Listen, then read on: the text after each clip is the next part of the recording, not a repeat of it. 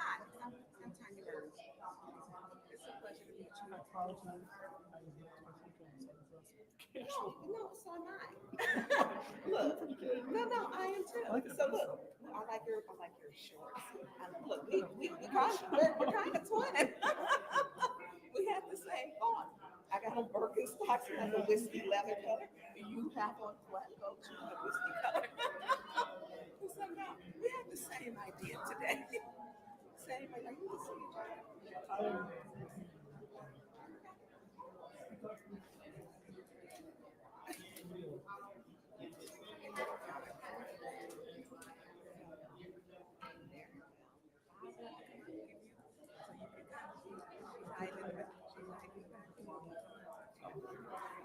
I appreciate it.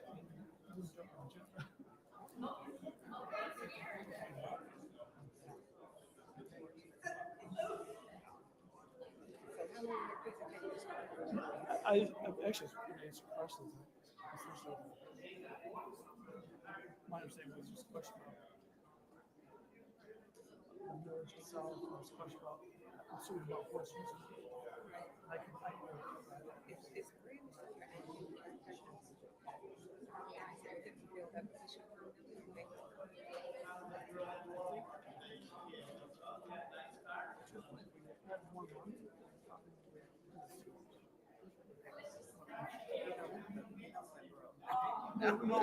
being that essentially everybody do this for a while.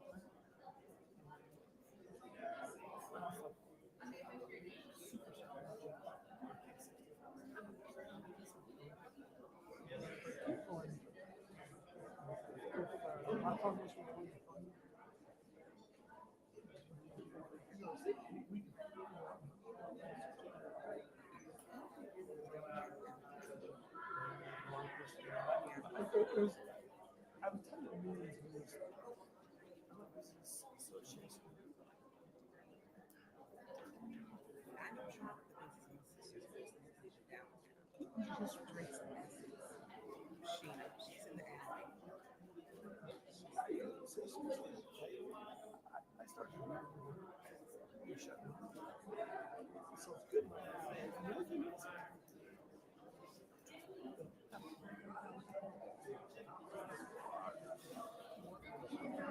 Yeah. I can count the different types of businesses and the types of cuisine, foods that you have. And I think as we make this, to me, the acquisition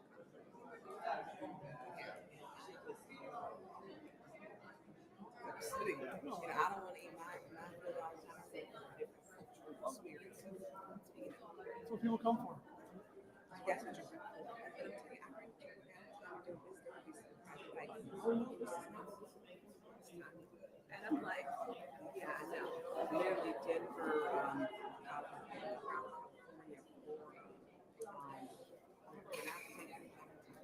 and give them my experience.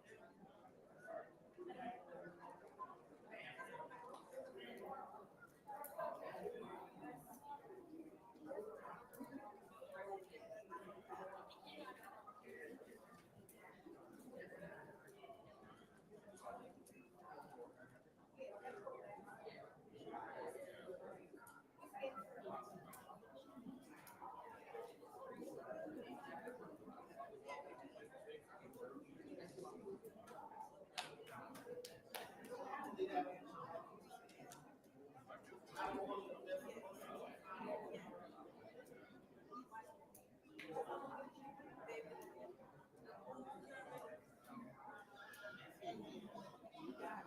still.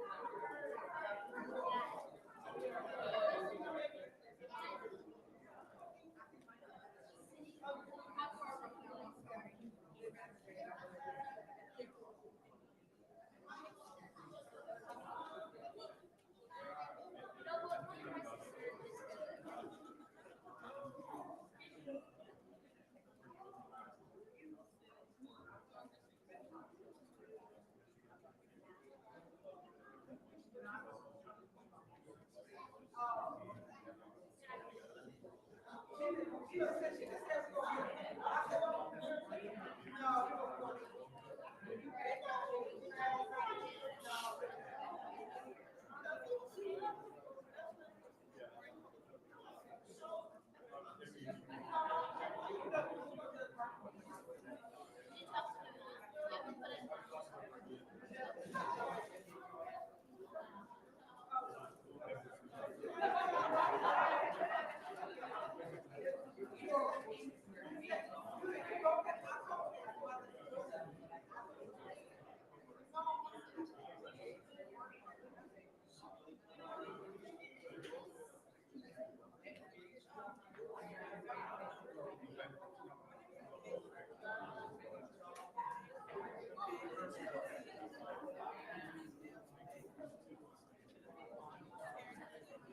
know.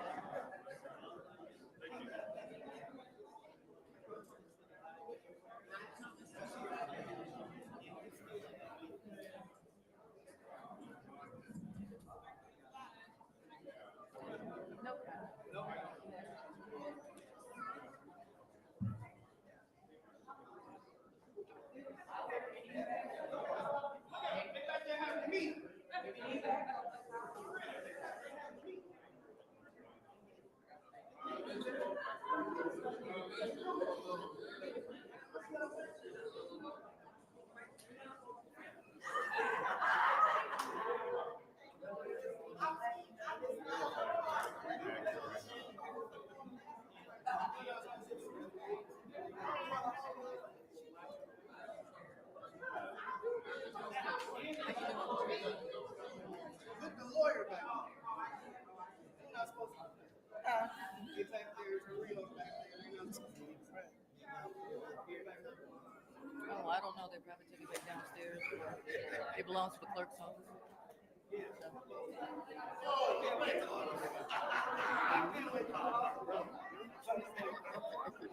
No, it was just, it brought to the clerk's office. They took it back down. Thanks.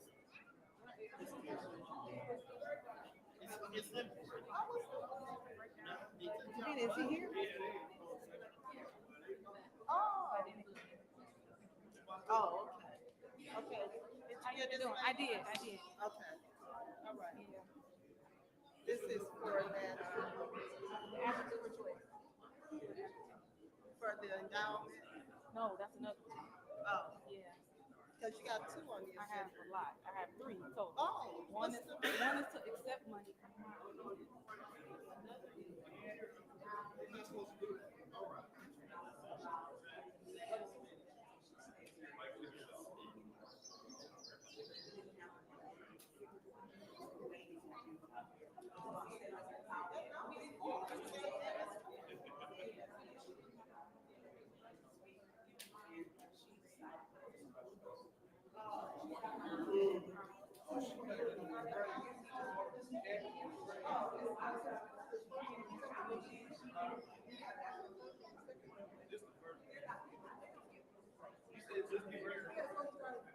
Yeah, this still the first meeting. They went in closed session. So they haven't even, well, they out of closed session, but I don't know what they got.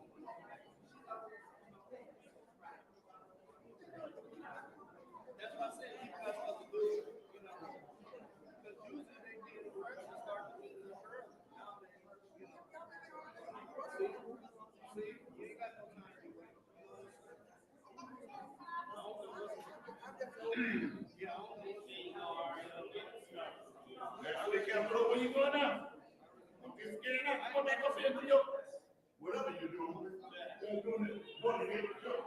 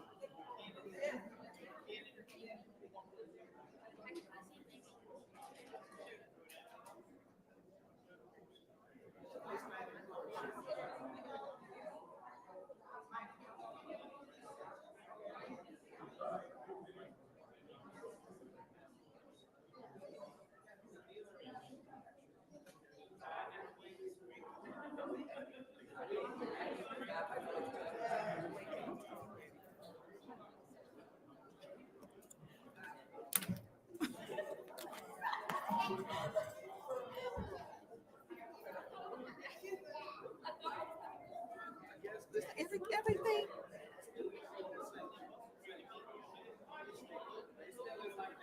It's like they go back to executive session. So they gotta go back there and talk about something.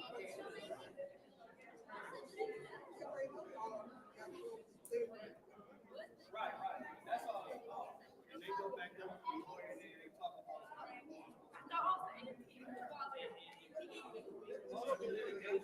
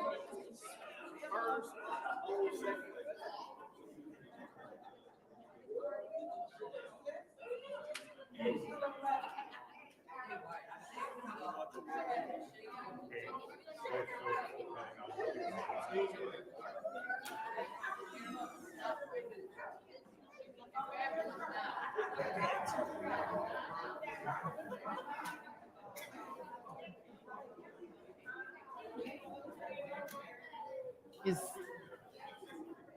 what time is it? I don't have my, what time is it? I don't have my phone. The time is now 5:58, and I will entertain a motion to go into closed session. Excuse me, I will roll call, please, Madam Clerk. We're back in session.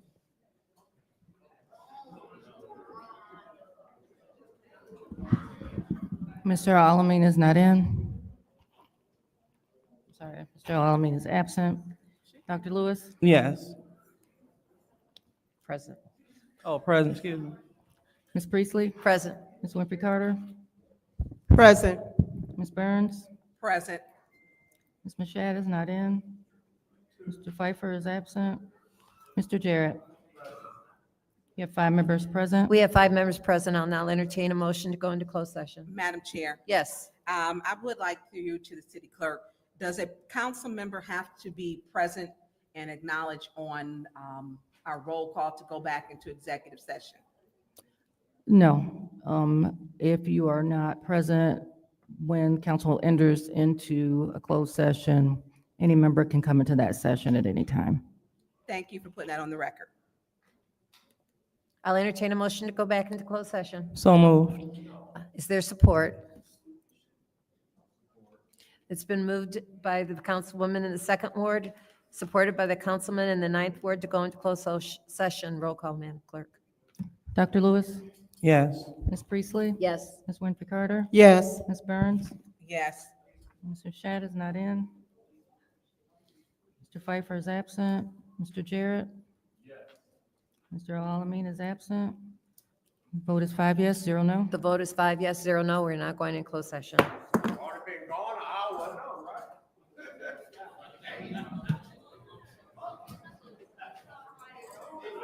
And then you had 3 people back there.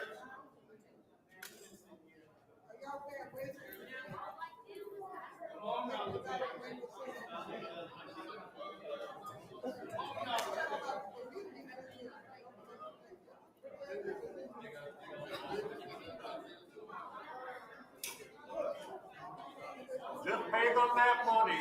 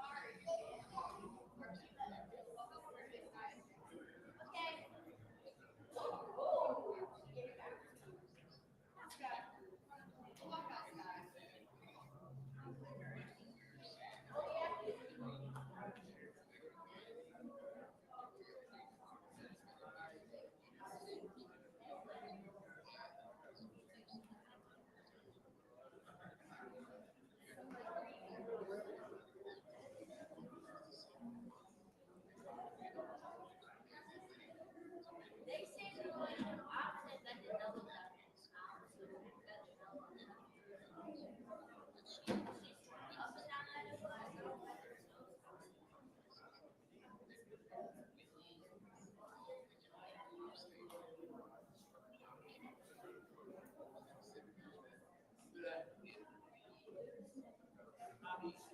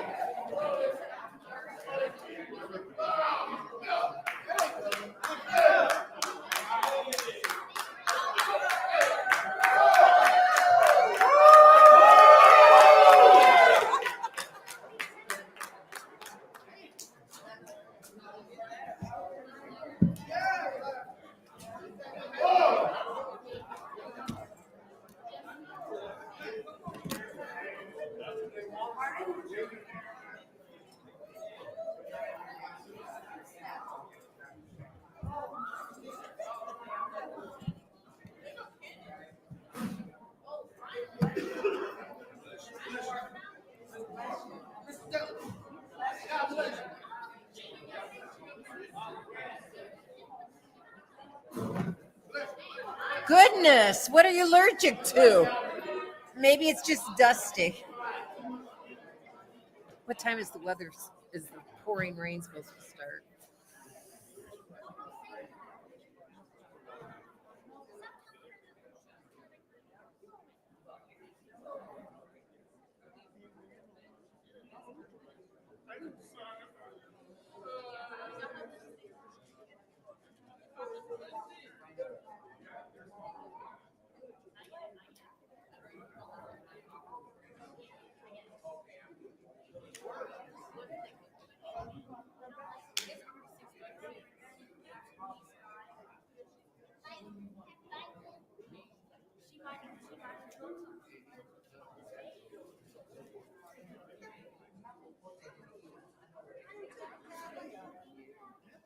Click, click. They about to start. No, you can speak. Did you put your No. I was a couple minutes late, so I walked over, y'all got handicapped. Several, you gotta walk around, block, around, whole kids are with.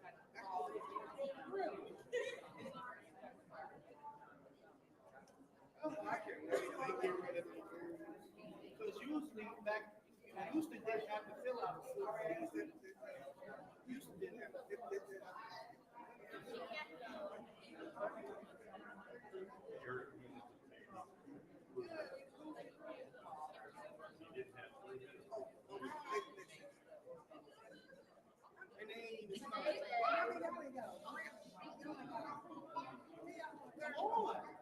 Get started. Let's get started. Everybody's here.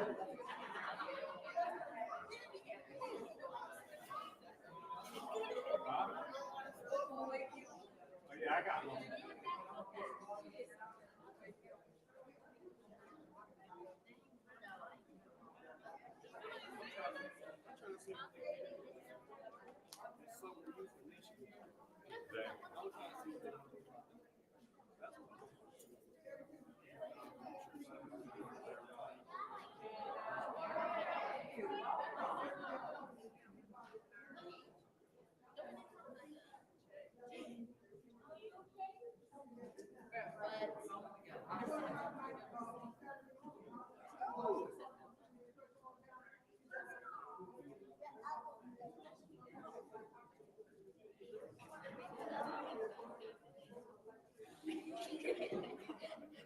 Nina, you ready? Let's go.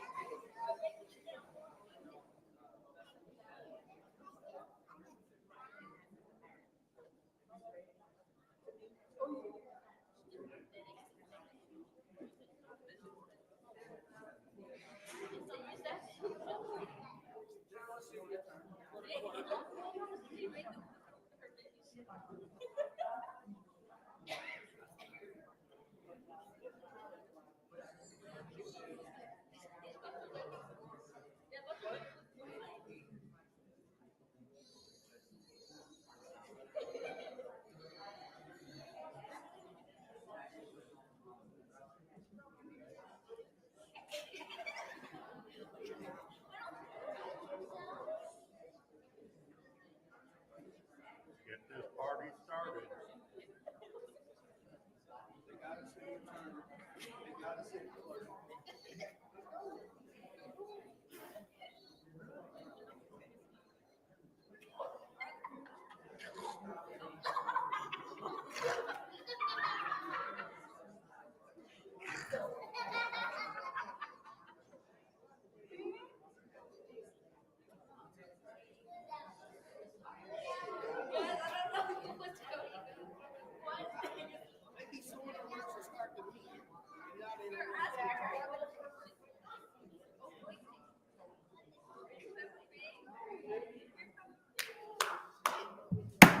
The time is now 6:40, and I hereby call this meeting back to order. Roll call, Madam Clerk.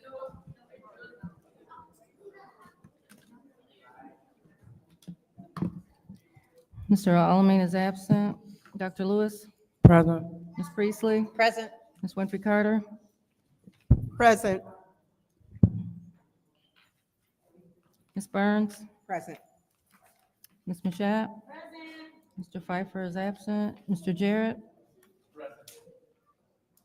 You have 6 members present. We have 6 members present. We'll now go into the special order 250215, a special order to allow for a 15-minute discussion concerning the operating millage and/or budget for the City of Flint's Downtown Development Authority.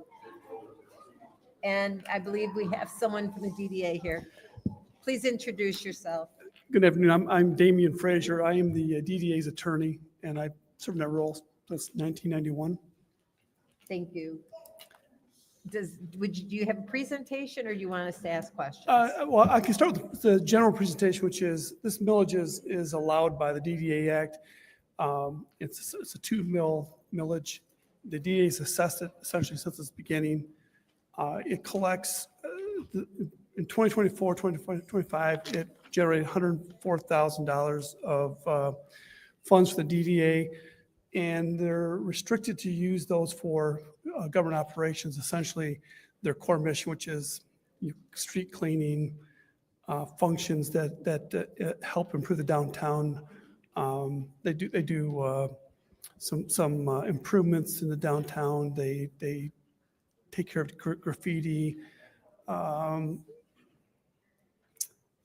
The funds that can be used for would be enterprise funds such as the parking system that cannot be used for offsetting costs for the parking ramps or parking system. So it's kind of general, and after that, I can answer any questions that anybody has. Okay, thank you. Is there anyone who has any questions for the DDA? Madam Chair, Go ahead. thank you. Hi, Ms. Mr. Burns. Frazier. I pretty much sidebarred with you while we were waiting to get my questions asked, to get them answered. So right now, we do not have we don't have a DDA director, we have an interim, correct? That is correct. And how long have we've had it, what, 2 years? That's correct, I think. Yeah, about Close to 2 it. years. How many staff members does the DDA have? There are 2 essentially enforcement officers, a office person. There are, I believe, 2.5 maintenance workers. And so what is your total operating budget? So for the total operating budget, including the parking operations, is $1,118,000. I'm sorry, I didn't hear you. $1,118,000. Okay, the parking meters. So you removed the prior ones because there were issues, and that was a good thing. So the new ones, are they put in yet? Are they? They're in the process of being put in right now, and with, in just a background on that system, the old system that had a puck per spot, that had cameras and essentially a computer per spot. So when you pulled in and you parked and you didn't pay, it issued tickets. That system was taken out, and then the new systems can be put in. It's similar to what we had before that, which was a passport system. So if you go to Ann Arbor, Lansing, Detroit, they have a kiosk in the middle of the block, and you go to the kiosk and or you can use an app. I mean, in fact, it's easier to use an app, and you put in your license plate and you buy time, and in the app you can actually update it if you're don't have to physically go back and put money in the meter. So it's basically the same type of system? It's the same type of Just a system used different in those vendor? cities, but it's not the same type of system that we took out. The system we took out, you essentially well, that was more of an enforcement problem because, again, if you parked and you didn't pay, you automatically got a ticket regardless of the reason. And there were kiosks, I think there were 2 kiosks per block on that one. They had an app also, but the app was kind of difficult to use for most people. And so the passport system is, I think, if anybody goes to other cities, they're going to see it's a similar thing. I mean, it's pretty So much it's the used same across the country. system that other cities use? Correct. So I know when these parking meters were put in, it expanded. Are you putting, it went like down streets and on streets that there weren't normally parking meters on?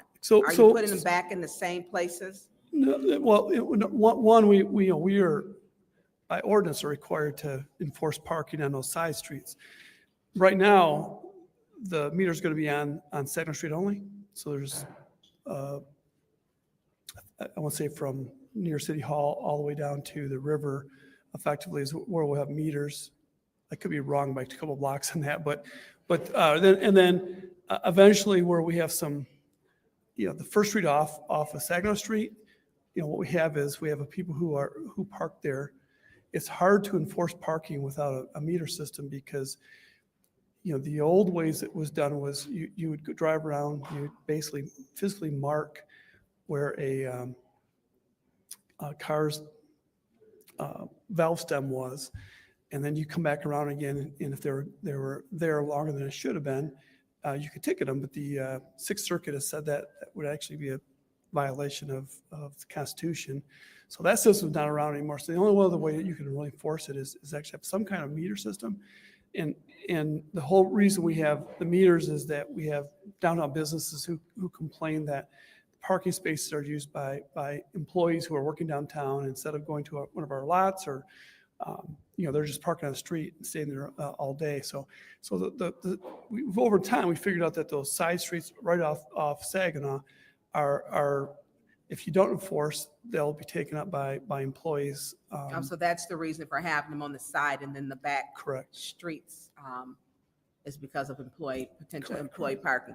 So how much do you collect in revenue a year from parking meters? I'm gonna look here because Last year I know was not a, last year was difficult, and I want to say effectively. Give me a second here.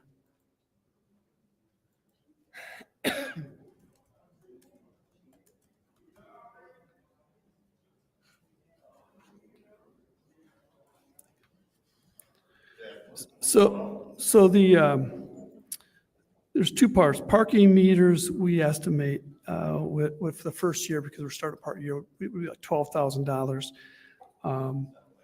Normally, so when we had the passport system previously, we generated between $30,000 and $50,000 a year on that system. that's it? It's net of, so we have to pay for the cost of an enforcement officer. We have to pay for the cost of the system. And in background, the DDA ended up with the role of parking enforcement because the city of Flint had done it historically, but the cost of the city of Flint to have a city of Flint police officer do it, became prohibitive. And so they stopped enforcement. And then ultimately, because of the excess parkings of employees downtown, the resolution was to turn it over to us for parking enforcement. And then we've taken on, the city, it ran essentially it was a negative budget item for the city. And for us, when we had the system that we took out, that probably was, I think that was like a $300,000 net for us. But again, it was also a problematic system because it relied on enforcement heavy, ticketing heavy, which, was viewed, and I think rightfully so, that it was just a punitive system for people downtown. Matthew, I'll yield my time so Okay. others. Is there anyone else? Madam Chair, Go ahead, Mr. Jarrett.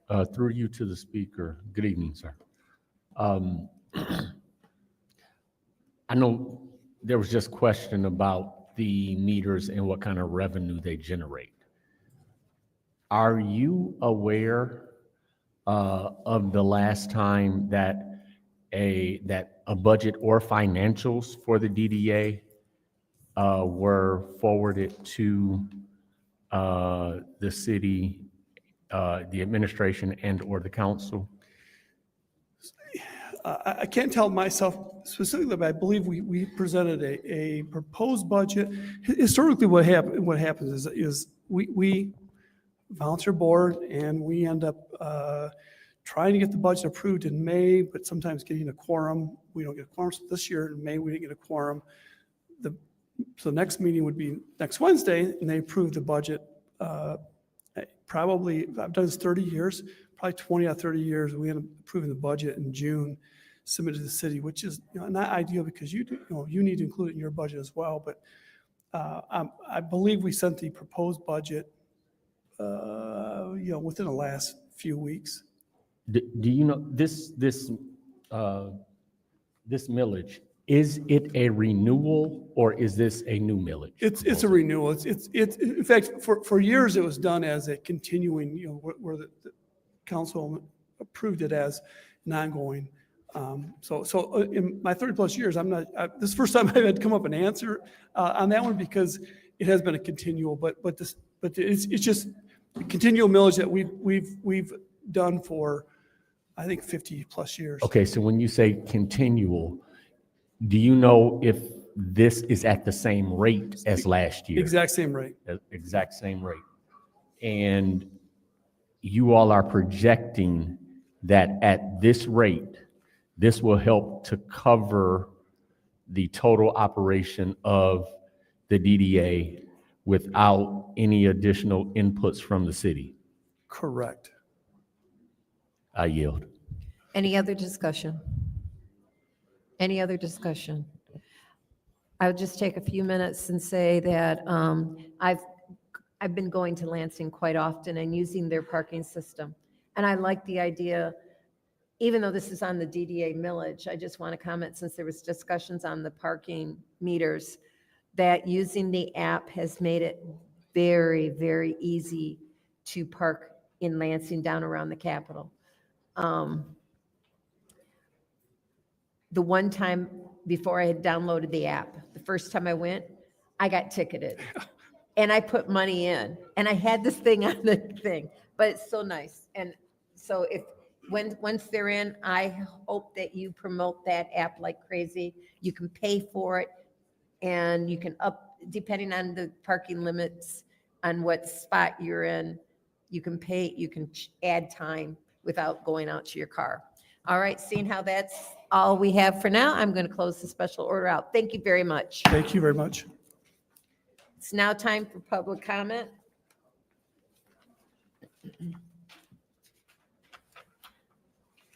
Members of the public who wish to address the city council or its committees must register before the meeting begins. A box will be placed at the entrance to the council chambers for collection of registrations. No additional speakers or slips will be accepted after the meeting begins. Members of the public shall have no more than 3 minutes per speaker during public comment, with only one speaking opportunity per speaker. Madam Clerk, who is our first speaker?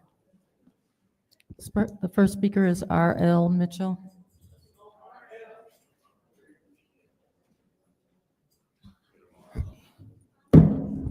Hello, my name is R.L. Mitchell.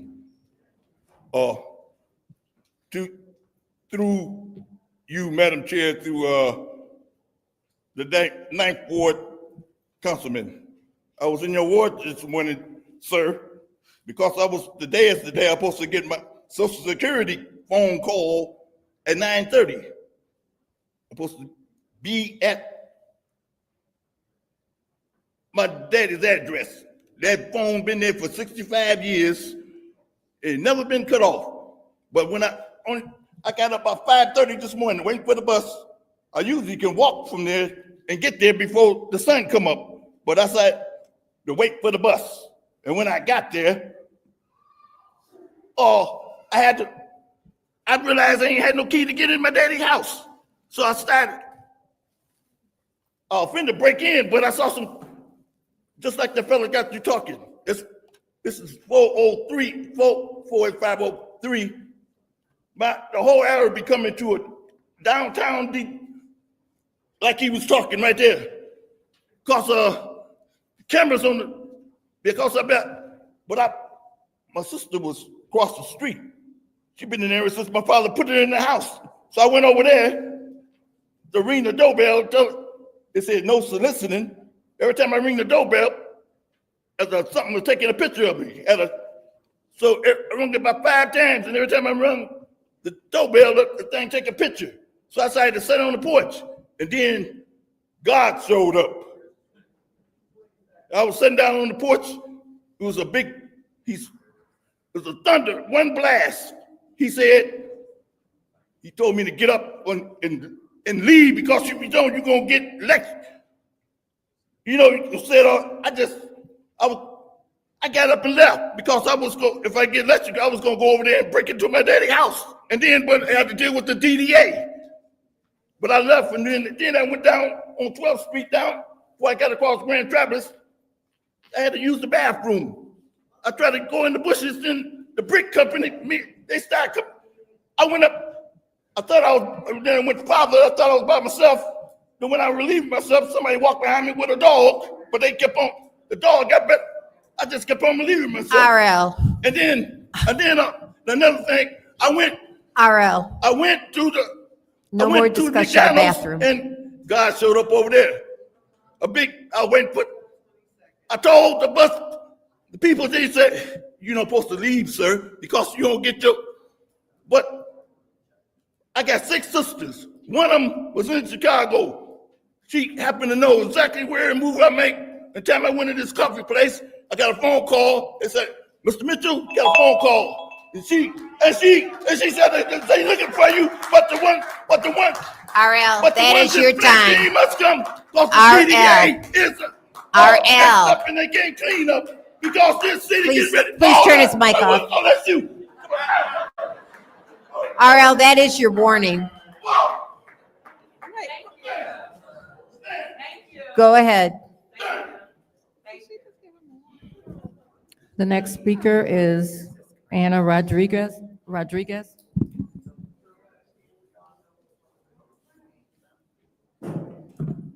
Good evening. My name is Anna, and I'm here as an advocate and a Can you concerned move citizen. your mic down closer to your mouth? Sorry.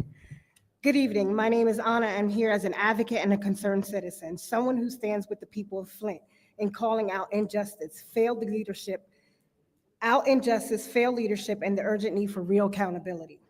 Let's call it what it is.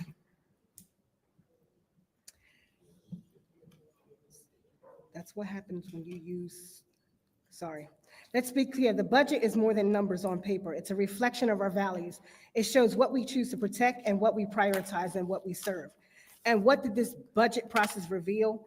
A projected deficit, despite claims of balanced budget, cuts to essential services like the senior center and opioid responses, while funds were redirected to PR campaigns, golf courses, and private parties. The use of the city reserves in a way that raises serious questions about long-term sustainability, and perhaps most disturbingly, the use of law enforcement to silence public dissent, residents removed by clapping, for holding signs, or for speaking out. That is not democracy. That is intimidation. Let us not forget, Flint has lived through the trauma of state emergency management before. We know what it means when the local governance fails its people. This just isn't about the budget. This is about trust and accountability. And the city of Flint that deserves better. We need transparency about how decisions are being made, how ARPA funds have been spent, and how this administration plans to move forward without mortgaging our future for short-term optics. To the council, we're watching, not just for votes, but for the vision, for courage, and for leadership. Flint deserves a government that serves all its residents, not just politically powerful. I came here all the way from DC, not because I come to judge anyone that's up here. I come because of what I've seen, and it's hurtful. I come from the nation's capital, and I see the things that we go through, but we have a right to protest. We have a right to speak, and we should not be silenced by the things that are shutting us up. Whether we agree to disagree, I don't agree with talking about the way people look or the way people dress, but I do agree about putting you in your place. And the way I put you in your place is by allowing me to speak and use my voice. When you silence me, what you're saying to me is that I'm not a human and I don't have a right to talk. Stop silencing the people of Flint. Stop. Stop. It is not right. It is not fair. That's all reason why I came. God bless Flint.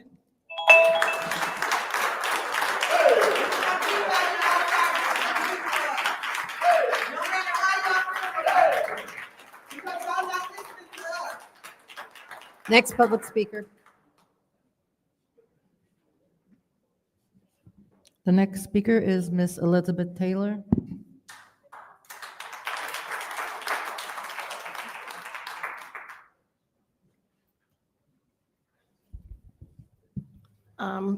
We, the public, waited for 2 hours for the meeting to start. Not an apology, not an explanation. I think that expresses how you feel about us. So for the finances, I think we should be talking about a plan for the water. I didn't hear much about that during the budget. I'd like to see a plan for the roads in the city of Flint in the residential area. I'd like to see a police training with a moral compass in it. I feel that the Open Meetings Act tells us that we have a right to see every line item of the budget. These things are all hidden from us. The DDA and the meters, excuse me for the humor, how much does that cost the city and to what benefit? I didn't hear anything that sounded like it can even support itself. The other thing is, what's the expose on that Fenton money for the mink eyelash lady? We still don't know the end of that. And the ethics board, without an ombuds, shouldn't even be considered for funding. So I think the item tonight that you have posted, which is almost immoral to give out a document like this and expect the public to read it and absorb it and understand it and respond to it. So I would say, as Reverend Thelkrell has taught us all about the FBI, it looks like it's friends, brothers, and in-laws. One more time.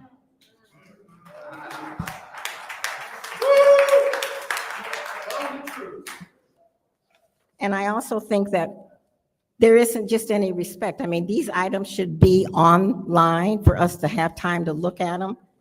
We shouldn't be responsible for understanding all the legalese that are in here because we are the public, and you don't have to write them like that, but you do choose to do that. And I wonder why. Is it that you just don't want us to know? Are you hiding like the public is so concerned about? I think we have a responsibility, you have a responsibility to us. I think something got lost with Councilperson 1, 2, Miss Beverly is in 3, and 4 and 7, because there's no respect for the public. We just don't get support or encouragement, and I think we deserve it. And I do want to say that I appreciate Miss Tanya Burns, Miss Winfrey Carter, Mr. Jarrett, Mr. Pfeiffer, for trying to stand up for us and be with us. I appreciate that, and I think they deserve it. Keep talking to us, keep educating us. Please keep showing that you care for us, because we're not feeling. Thank you.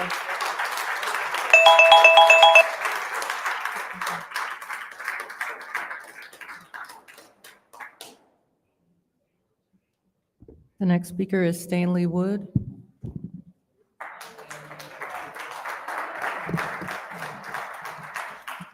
Just, so you know, I brought my Bible with me today, Flint City Charter. And like I said last week, I'm going over it and just seeing, right now I've come up with 8 violations. We'll cover those later because I only got 3 minutes and I got a lot of stuff to go through. One thing I did notice in here is the word shall, and the shall means you must do it, okay? That's really important here. Councilwoman Lewis, you did tell me to give you an email about the safety plan. I did do that. I followed up with a second email yesterday, so if you can do that, I sent it to your City of Flint email address. Ethics Accountability Board, right now, again, Ward 4, 7, and 9 doesn't have anybody appointed. Their next meeting, they already talked about, they're probably not gonna have quorum. And they didn't have quorum for what, 3 or 4 months? This is ridiculous. I don't know what's planned, because that way we can't be held accountable for what's going on. I don't know. Resolution 250199T, the facet for the buildings on Saginaw Street. Does the city own these properties now? Because according to the real estate portal, they're listed as private property. So I'm just wondering, I don't know, maybe the portal's not updated that I use.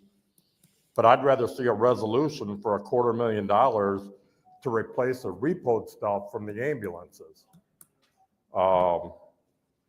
I know Chief Wiggins didn't talk about it, but the Lucas system, which is to help perform CPR and keep your hands free to do other things.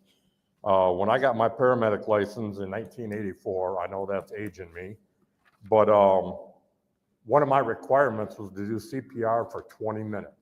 20 minutes is exhausting. You almost can't do it. We had to do it to get our license. I couldn't imagine these guys trying to do CPR and still get to the hospital and work with the paramedics and stuff. So I'd like to see a resolution to get the repoed stuff back. And then lastly, 250213-T, that's the ARPA funds for, I'll make it easy and just call it food banks, but the churches, that definitely needs to be approved. And then last week, I'm not quite sure how this happened, but you guys allowed LaShawn Johnson to basically, campaign up here. And the last thing I want to leave you is Matthew 6, chapter 6, verse 24. No one can serve 2 masters, for you will hate one and love the other. You will devote one and despise the other. You cannot serve God and be enslaved by the money.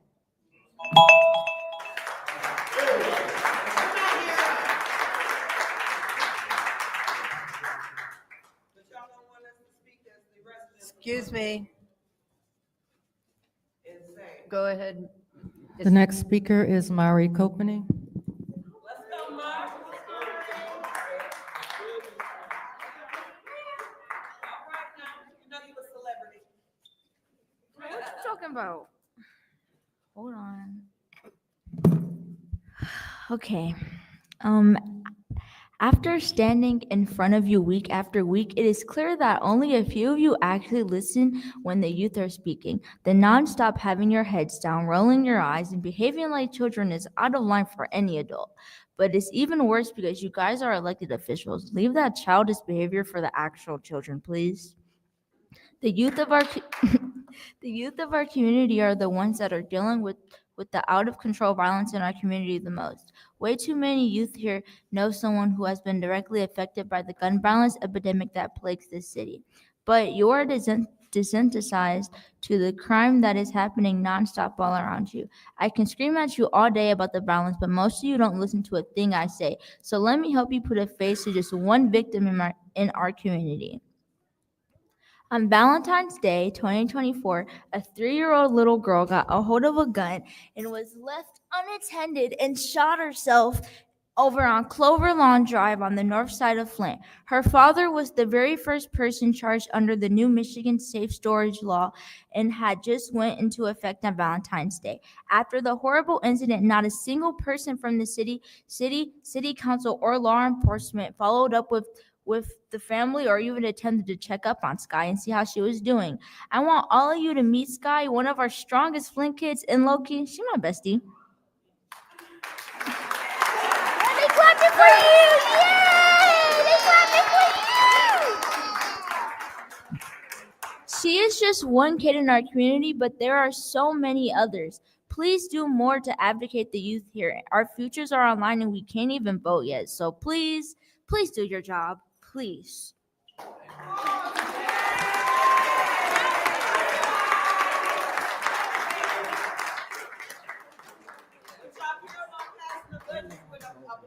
The next speaker is Ma'am. Go ahead. The next speaker is Reverend Matthew Hogue Smith.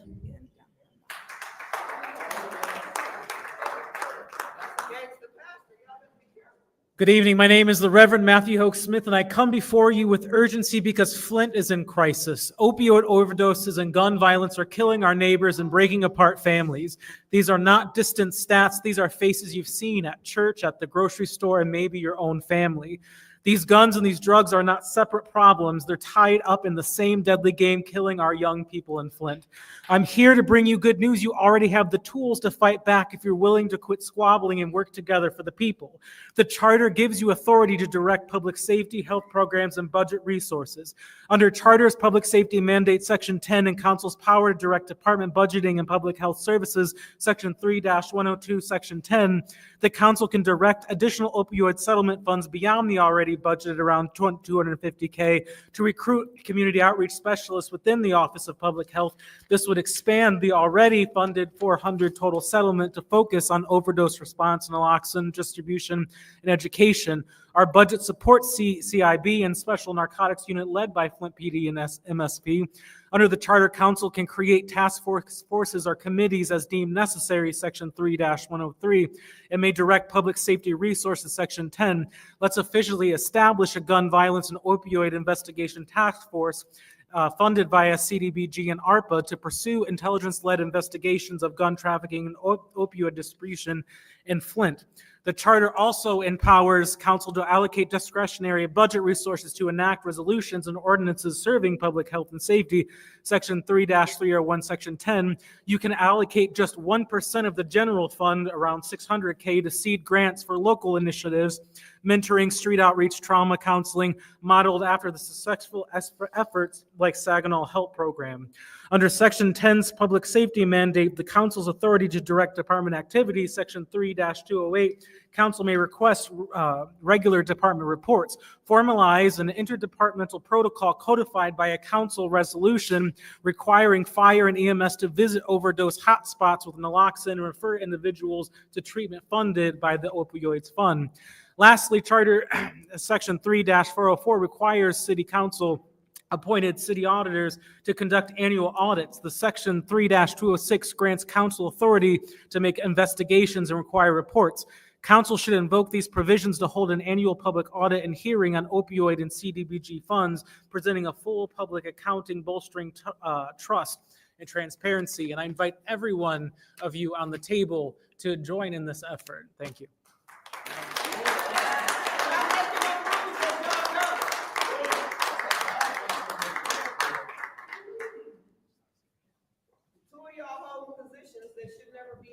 The next Excuse speaker. me, Madam ma'am. Chair. That's your warning.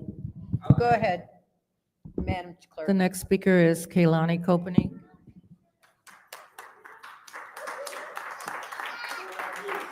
I am Keelani Copney, and I am 12 years old. Last week, we went over the basic rules we learned in elementary school. And last week, you made it clear you still need refreshers, so here they are again. 1, treat others the way you would like to be treated. 2, when someone is speaking, listen to them and give them your full attention. 3, your tone means just as much as what you are trying to say. 4, don't tell lies.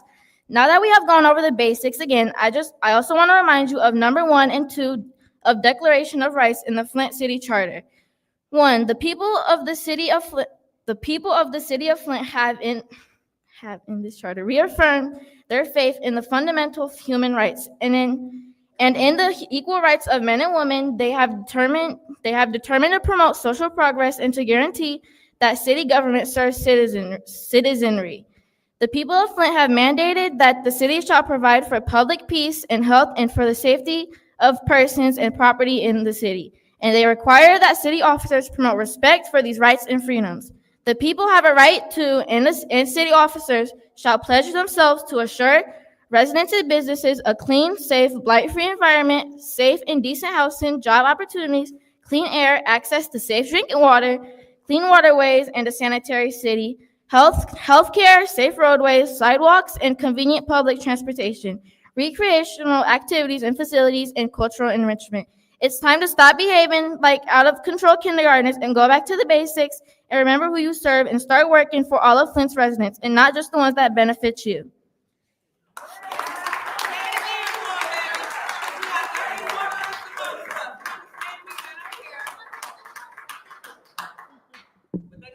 The next speaker is Kawana Mack.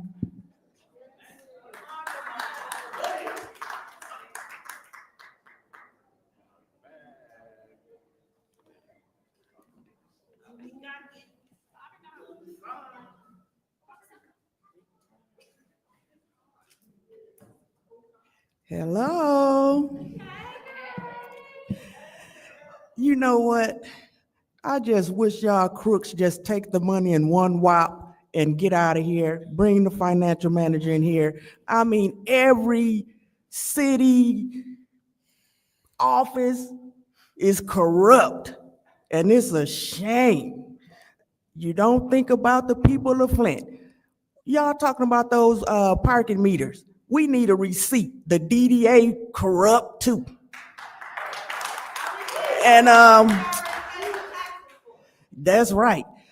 Ooh, people that's not coming down here, they trying to add another property increase, $210 for soil waste disposal, solid waste disposal.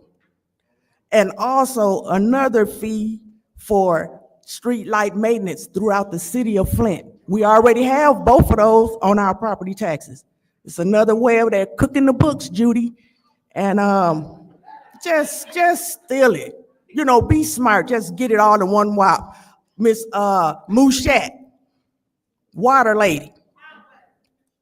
How's it going with the water testing? What is the level saying? You know, tell us something. Fake, whatever. And let's everybody have a good vacation, because I'm more out with this corruption. See you next meeting.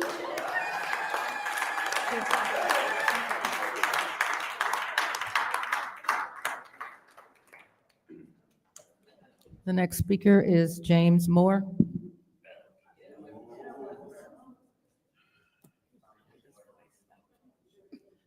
James Moore, Second Ward.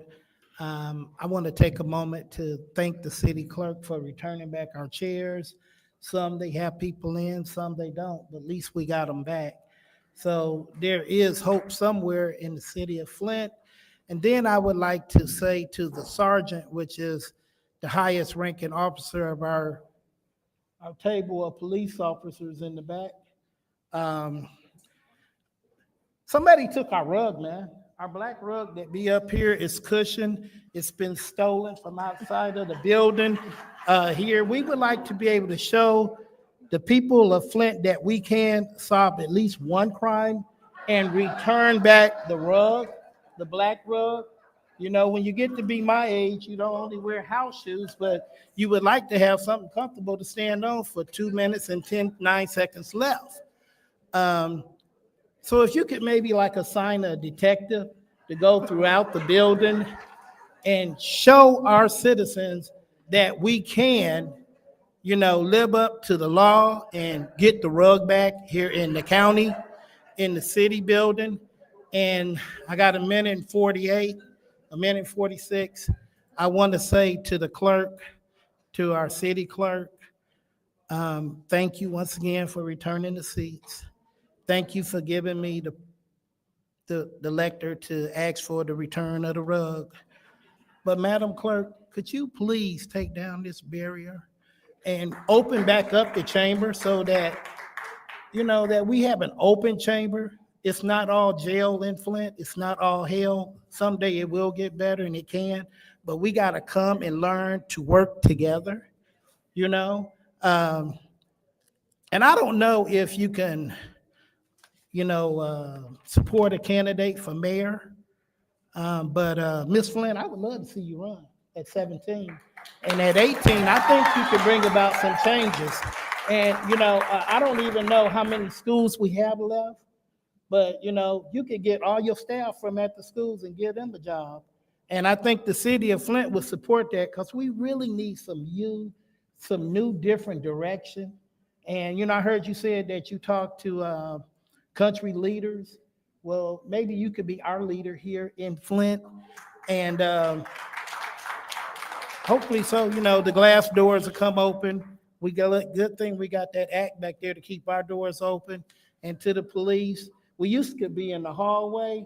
Now you get escorted down the elevator, you go past the glass doors at the mayor's office, and then turn around, the electric doors that open, they put you out. But thank God they have not been throwing nobody in jail, so they're trying to work with us. Y'all have a good one.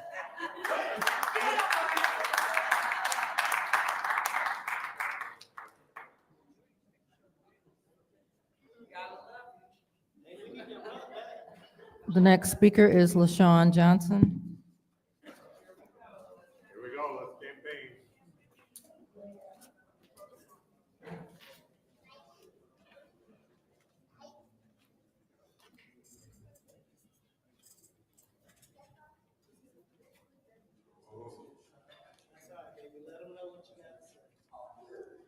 My name is LaShawn Johnson, and I'm a write-in candidate for the 3rd Ward. I'm here, I'm very respectful when you guys get up. You guys act like y'all elementary kids. Stop.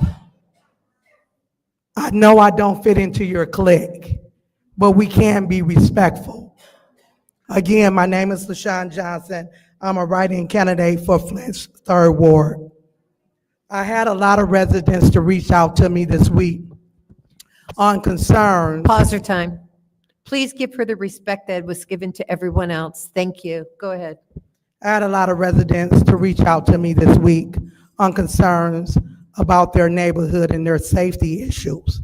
Once again, I'm aware, I don't just talk about it. I'm a person that is about action. So me and my family, once again, got out, cut down trees, cut grass, and made it safe for 88-year-olds, 80-year-olds. We did about 6 cleanups this week. I thank God for my family. I want my grandkids, my bonus grandkids, to stand, Jew and Zion. They could be doing something else, but they choose to be with their bonus grandmother and help her clean up the city of Flint and the 3rd Ward. And they do not mind. They come with open hearts and open minds, and I'm thankful of them. I also would like to let you know about programs that we have in our community. We have homes that were built before 1978 has lead-based paint. So if anybody is interested in any of these programs that does your siding, it removes lead. They also have healthier homes. So if anybody is interested in these programs, reach out to me on my Facebook page, LaShawn Johnson, 3rd Ward candidate.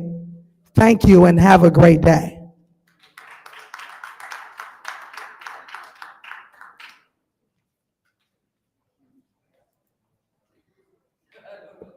The final speaker for this meeting is Sandra Jobin.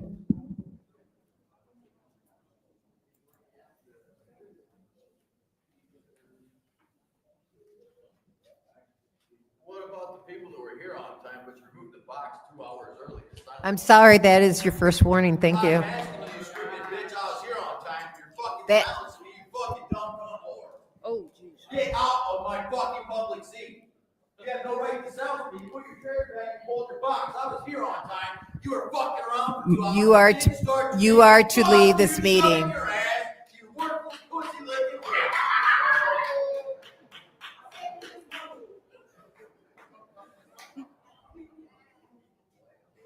Go ahead, Mrs. Jobin. Okay, for one, I just wondered which podium we're using tonight. Which podium are we using? Are we using this one or this one? What's the difference? What's the difference of the podiums? Anybody that's supposed to be here? Pause your time.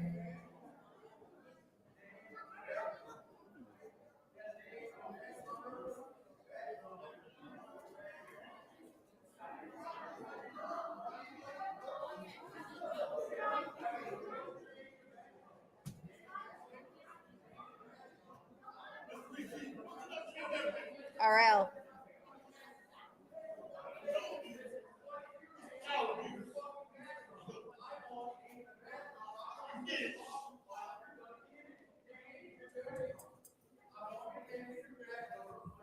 Madam Chair, Yes, could you please read the disorderly person city code subsection while we wait? absolutely. I got it.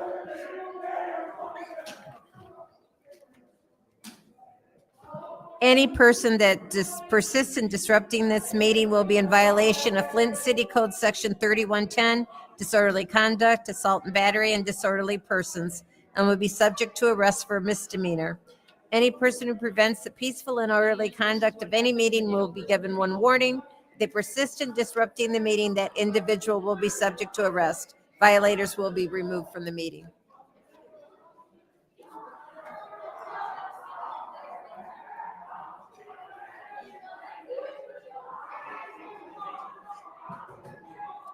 And they going outside to that foolishness.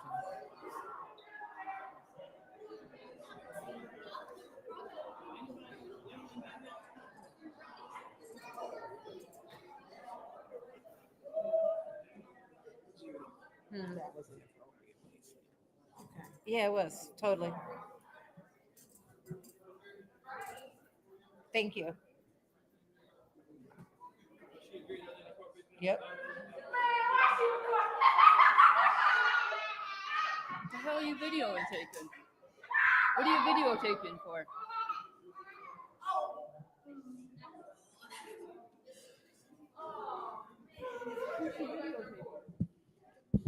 Mrs. Jobin, go ahead. This right here is the city council's problem. I That's thought your we first couldn't warning. videotape. Thank you. Go ahead. I Mrs. thought we Jobin, couldn't this is your time. videotape up here without handheld or whatever, and you want to stand here and videotape me? All of a sudden, your eyes come upstairs? Unbelievable. This is disgusting. I hope you guys are enjoying the awakening of we the people and come against the system, because this is what happens when you don't listen to them and you try to make financial decisions and try to hide things. Judy, you know what I'm talking about. In the KWA water system that doesn't even exist. But your board does there, and all the money that's going there, yeah, you're going to find out, Judy, real quick. You knew this day was coming. All darkness comes to light. Get ready. So basically, this is just disgusting. And as far as passing the budget, should have never passed. All it was is a bunch of threats. And why do we have the felons watching the people that's not even breaking the law? You put them in positions so you can blackmail them. I mean, all you have to do is look at the county court. You got judges that are on there for sexual harassment that are still being judges. You got the teachers from Mount Morris bringing drugs into the jail through the Ignite program. I mean, it's unbelievable of what's happening in the city, and then you wonder why it's going down. And I said there was a bigger agenda. Look at the land bank.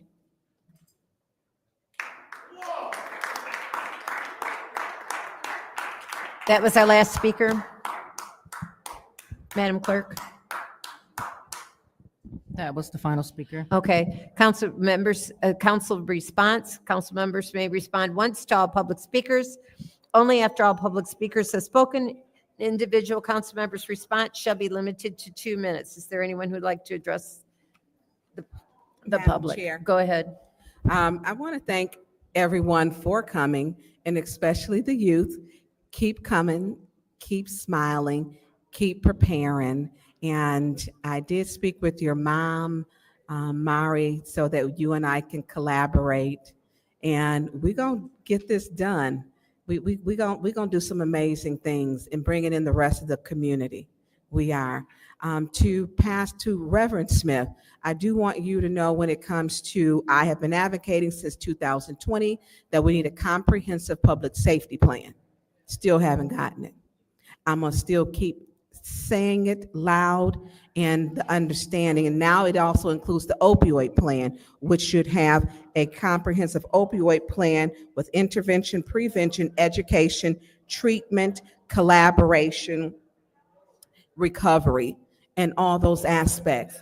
And we don't have one, and we have maybe 6 million opioid. And so without these plans, we have an epidemic.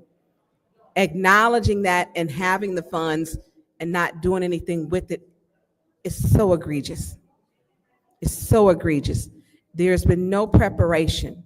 We have a gun violence issue. I've been stating that. Last year, we had 10 children shot, some fatal.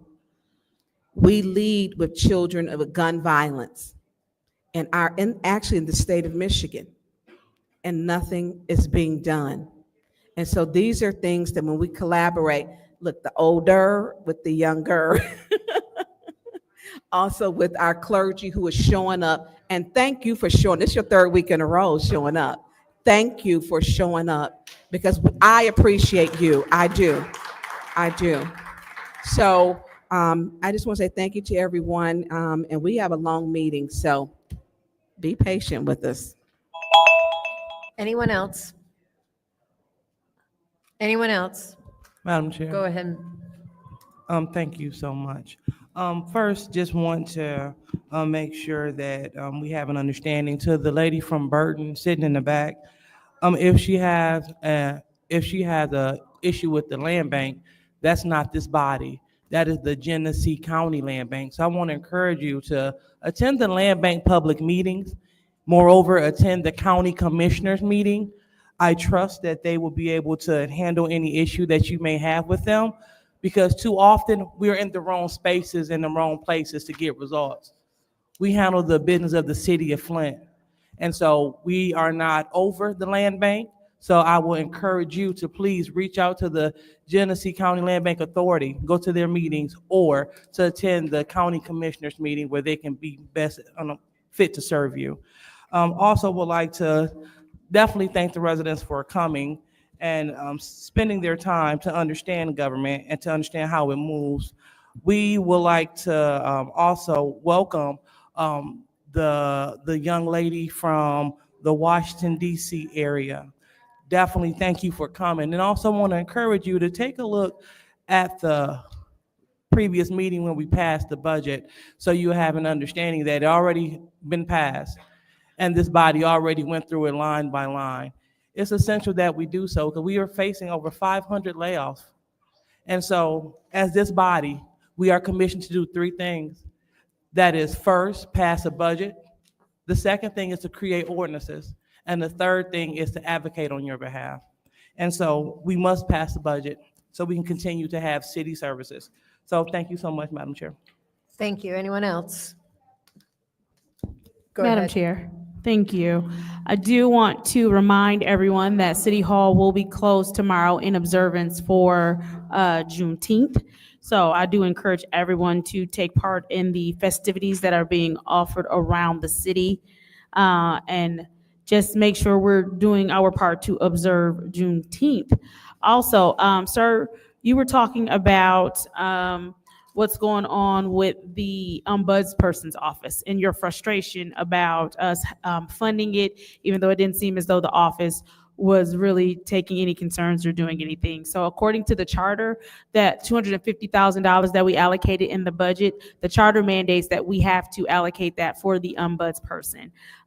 Furthermore, I know that they do have candidates. They've taken in some resumes, and so hopefully they do get that position filled soon. I know you also had some concerns about the Ethics and Accountability Board and a couple of us not having people appointed here. What happened in the case of the 7th Ward was that there was a person in that position and they did step down. They did not like the environment of the Ethics and Accountability Board, and so they chose to step away from that board. I did attempt to appoint someone else to that board, but I was not able to get the votes. Unfortunately, that person had some disagreement with council members, and so that person was not able to move forward in the process. I am looking for someone to fill the 7th Ward seat, but again, I think sometimes those meetings are so contentious, it's hard for people to want to come and be a part of that. I do believe they have enough members to where they can make quorum, quorum. So hopefully they are able to make quorum, but I will continue to search for someone to put in that position. Thank you so much for pointing that out. Also, thank you for taking the time to read the charter. That is greatly, greatly appreciated. And also to the young lady who read the charter as well. I think that it is good for us all to have fresh in our minds the things that you are guaranteed as residents in that charter. Thank you. Anyone else? Anyone else? I'll take my time. To the gentleman who commented about my lack of someone on the E&A board, I did try to appoint someone. However, the way he was treated by members of this body, I will never appoint another one and put him through that. He was treated horribly. Also, I hear comments that we don't have an opioid plan.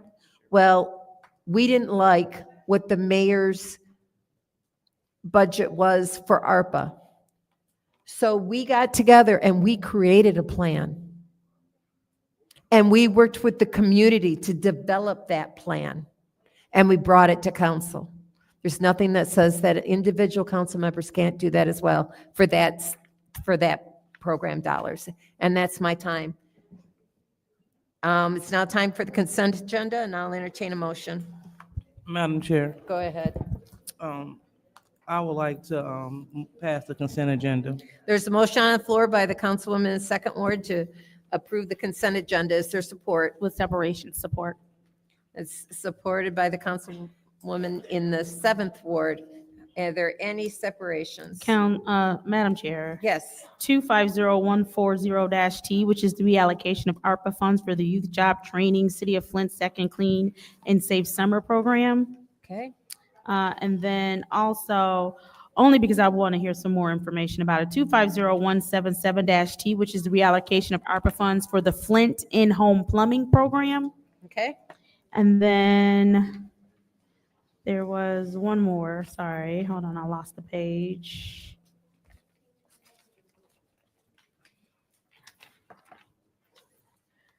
I do want to do 250183-T, which is the contract for Cebus Direct Incorporated, printing, sorting, and mailing property taxes and water bills. It was 250183. It's on page 5. Yeah, page 5.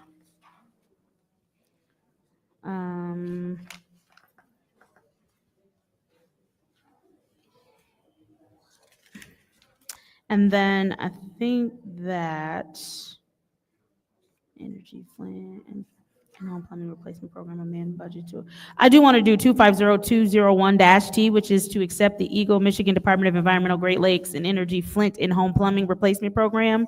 I'm in 2024-25 budget to accommodate funds only because I do want the residents to hear about the good work that we are attempting to do as far as making them whole with in-home plumbing. Okay. And that I yield, Madam Chair. Okay, is there any others? Madam Chair. I heard Dr. Lewis first. All right, 250213. 213? Mm-hmm.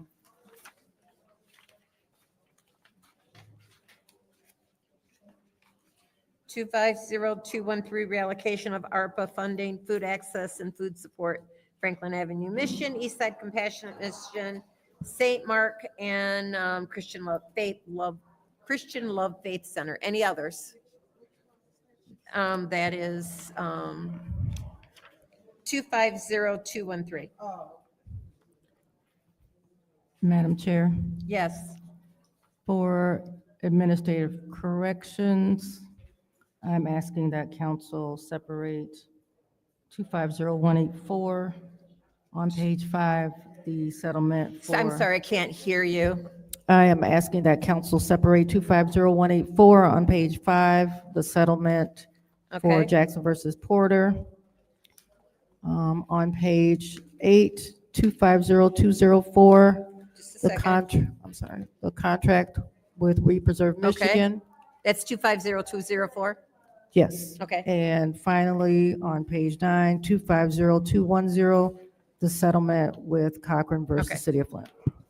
Is there any other separations? Request for information. What was that last one? It's the last one. He's talking about the Cochran one. The Cochran Oh, excuse me, I gotta find it, just a second. 250210 on page 9. Okay, yes, ma'am. Okay, I have one separation. Okay, 250202-T.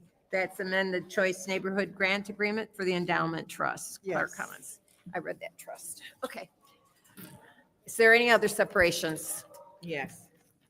And those went kind of quick. So we got 250140, that is separated, right? Yes. 250176. Okay, Did we separate 250177? yes, that's separated.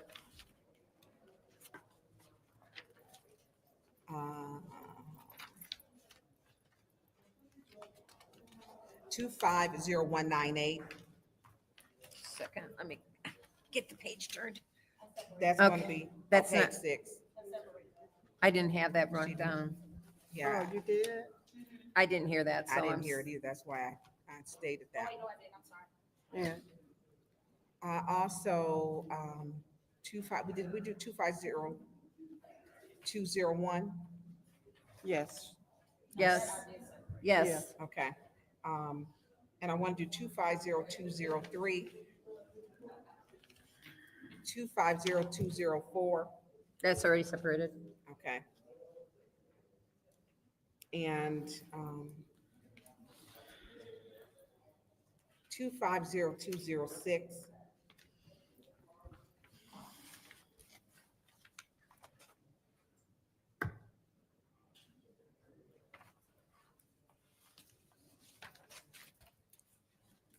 And did we separate 25021111 No, and 250212? okay, any others? Madam Chair, Yes, sir. I wanted to separate 250181 on page 5 Okay, and the 250197 on page 5. okay,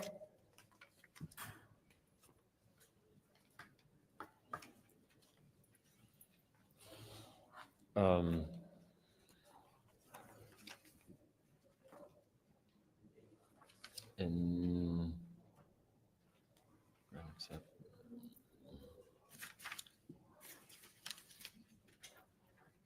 and then the did we separate 250214 What page is it? on page It's 11, 11. the millage? no. Okay, I would like to separate that.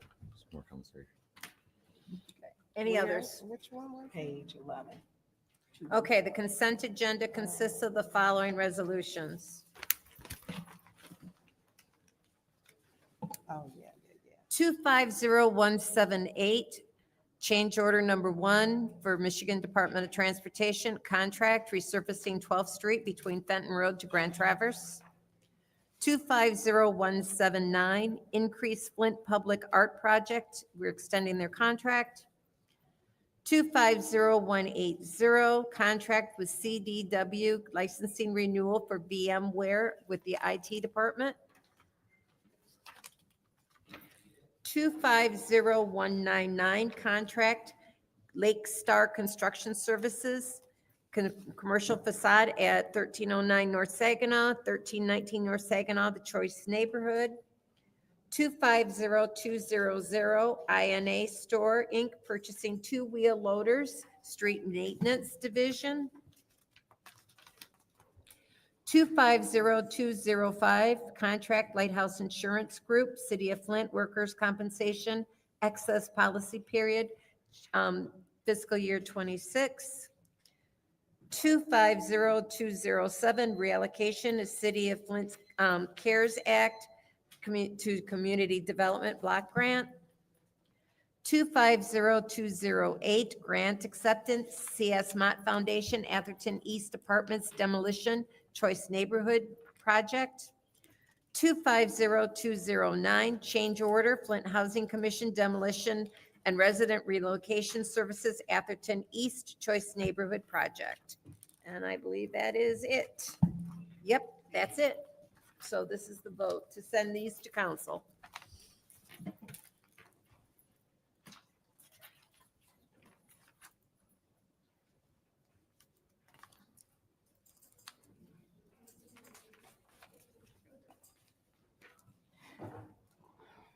Ms. Priestley? Yes. Ms. Winfrey Carter? Yes. Ms. Burns? Yes. Ms. Mashat? Yes. Mr. Pfeiffer is absent. Mr. Jarrett? Yes. Mr. Alamin is absent. Dr. Lewis? Yes. The vote is 6 yes, 0 no. The vote is 6 yes, 0 no. Those will be sent to council. The first separation is 250140. What is the pleasure of the body? Madam Chair. Yes, ma'am. I would like to postpone indefinitely. Okay, there's a motion on the floor by the councilwoman in the 7th Ward to postpone this resolution indefinitely. Is there support? Support. It's been supported by the councilwoman in the 2nd Ward. This is the vote.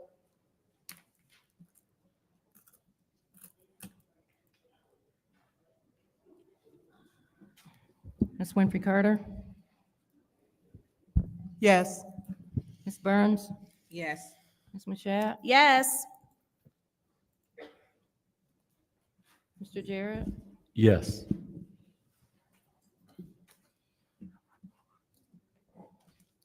Dr. Lewis? Yes. Ms. Priestley? Yes. The vote is 6 yes, 0 no. The vote is 6 yes, 0 no. That will be postponed indefinitely. The next separation is 250176, change order number 1, funding phase 2, Flint Police Department, City Hall camera installation. What is the pleasure of the body? Madam Chair, Yes. I would like to move that resolution to council. There's a motion on the floor by the councilwoman in the 2nd Ward to move to council. Is there support? Support. It's been supported by the councilwoman in the 7th Ward. Is there any discussion? Madam Chair, Go ahead. if we could have Deputy Police Chief Fire the U to Antcliff, if he could come. I believe he's here representing the police department. Assistant Chief Antcliff.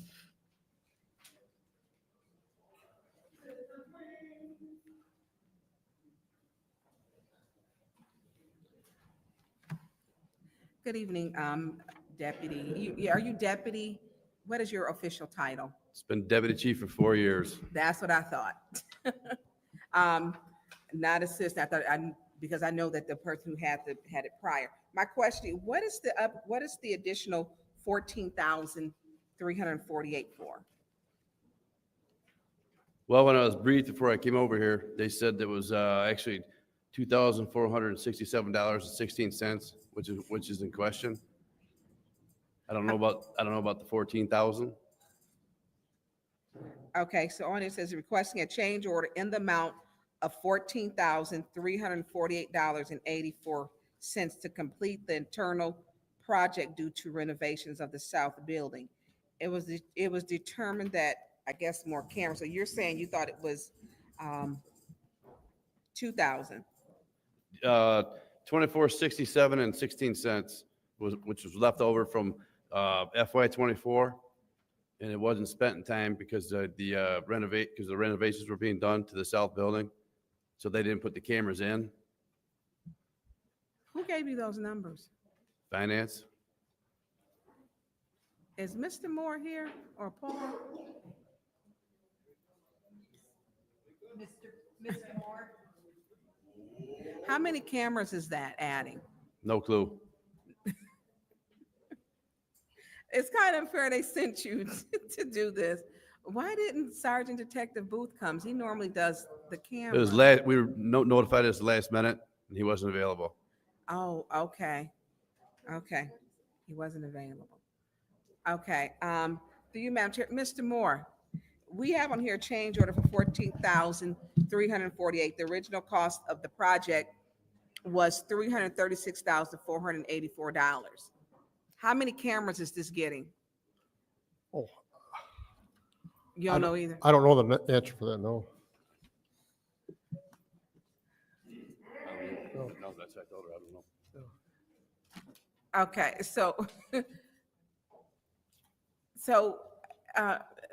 Deputy Chief Ancliffe stated that it was 2,000, but and we just got this. I want people to please be patient. We didn't get agendas until this afternoon. And so that's probably why there's a lot of separations, because we're literally reading, not being disrespectful. If I'm looking down, I'm reading. So what is the difference between the 2,000 and the 14,000? Mr. Moore, can you help Deputy Chief Ancliffe out with that? Paul looks like he's about ready. He does- okay.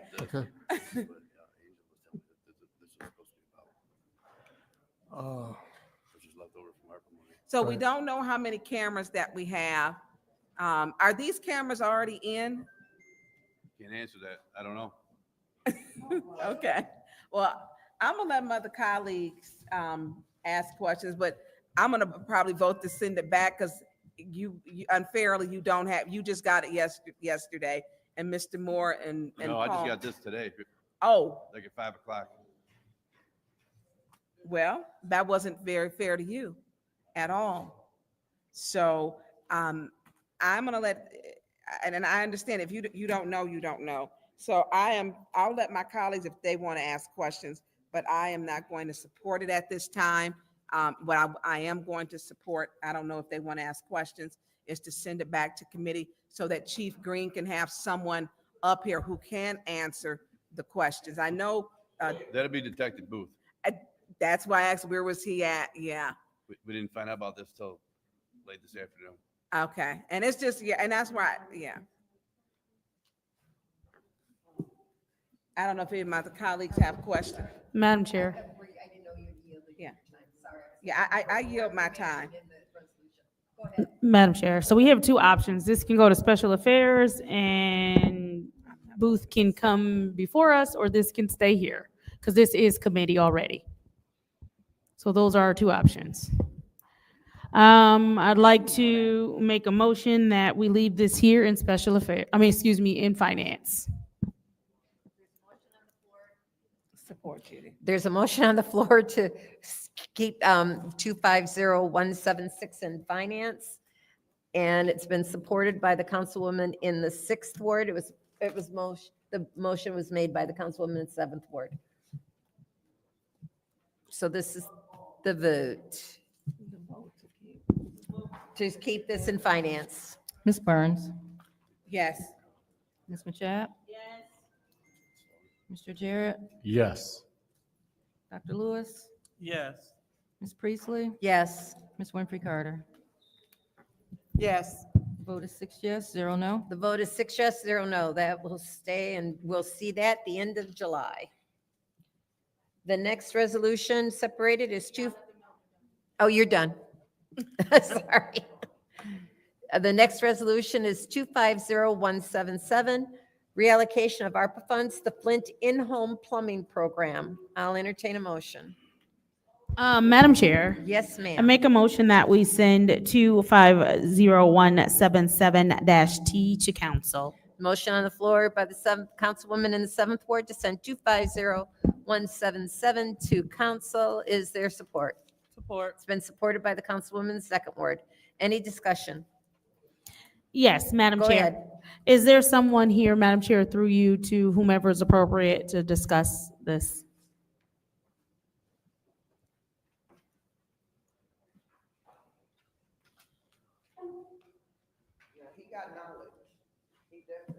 Ma'am. Hello, how y'all doing? Good, how are you? I'm good. If you could do us a favor and just say your name and title for the record. Michael Carpenter, I'm the program manager for the lead department. Thank you so much. Could you tell us a little bit about this resolution? So this resolution is a backup to the resolution that's also on the agenda. Let me see what number it is.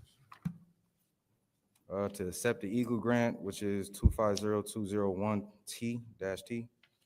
So we are accepting $489,000 from Eagle to do home plumbing replacement. With that plumbing replacement, it'd be everything inside the home. Point of order, I can't, ma'am, Yeah, I can't. yeah, it's difficult to hear. My bad. There you go. Yeah, so it's a backup to, again, this pot of money that we are getting from Eagle.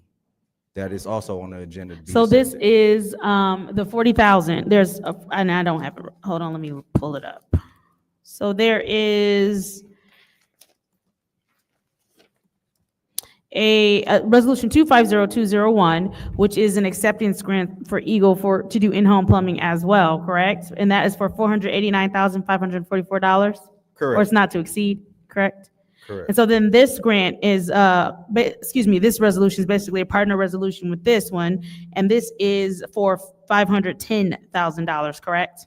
Correct. And what is this one supposed to achieve? Because I know the other one is a grant, so this is using ARPA funding, so what is this one for? Just an extra pot of money to help do the same thing. So this is so that more homes can have their in-home plumbing replaced, so it's just Correct. basically, because it's not exactly a match, it's just a little bit more than the Eagle grant, but this is a part of the attempt to continue making Flint residents whole. We know that we see that as water is still being tested, while the water that comes into your tap might be safe to drink, or the water that comes into your home might be safe to drink. The water, once it comes out of your tap, may still have some issues because there was a lot of damage done to in-home plumbing and fixtures, correct? Correct. And so these two, the grant and then this ARPA funding, is to make sure for residents that are testing with the higher levels that the water not only comes into their home safely, but then once it comes out of their tap, that the chances of the lead levels being there, that we're bettering the chances of the lead levels being lower,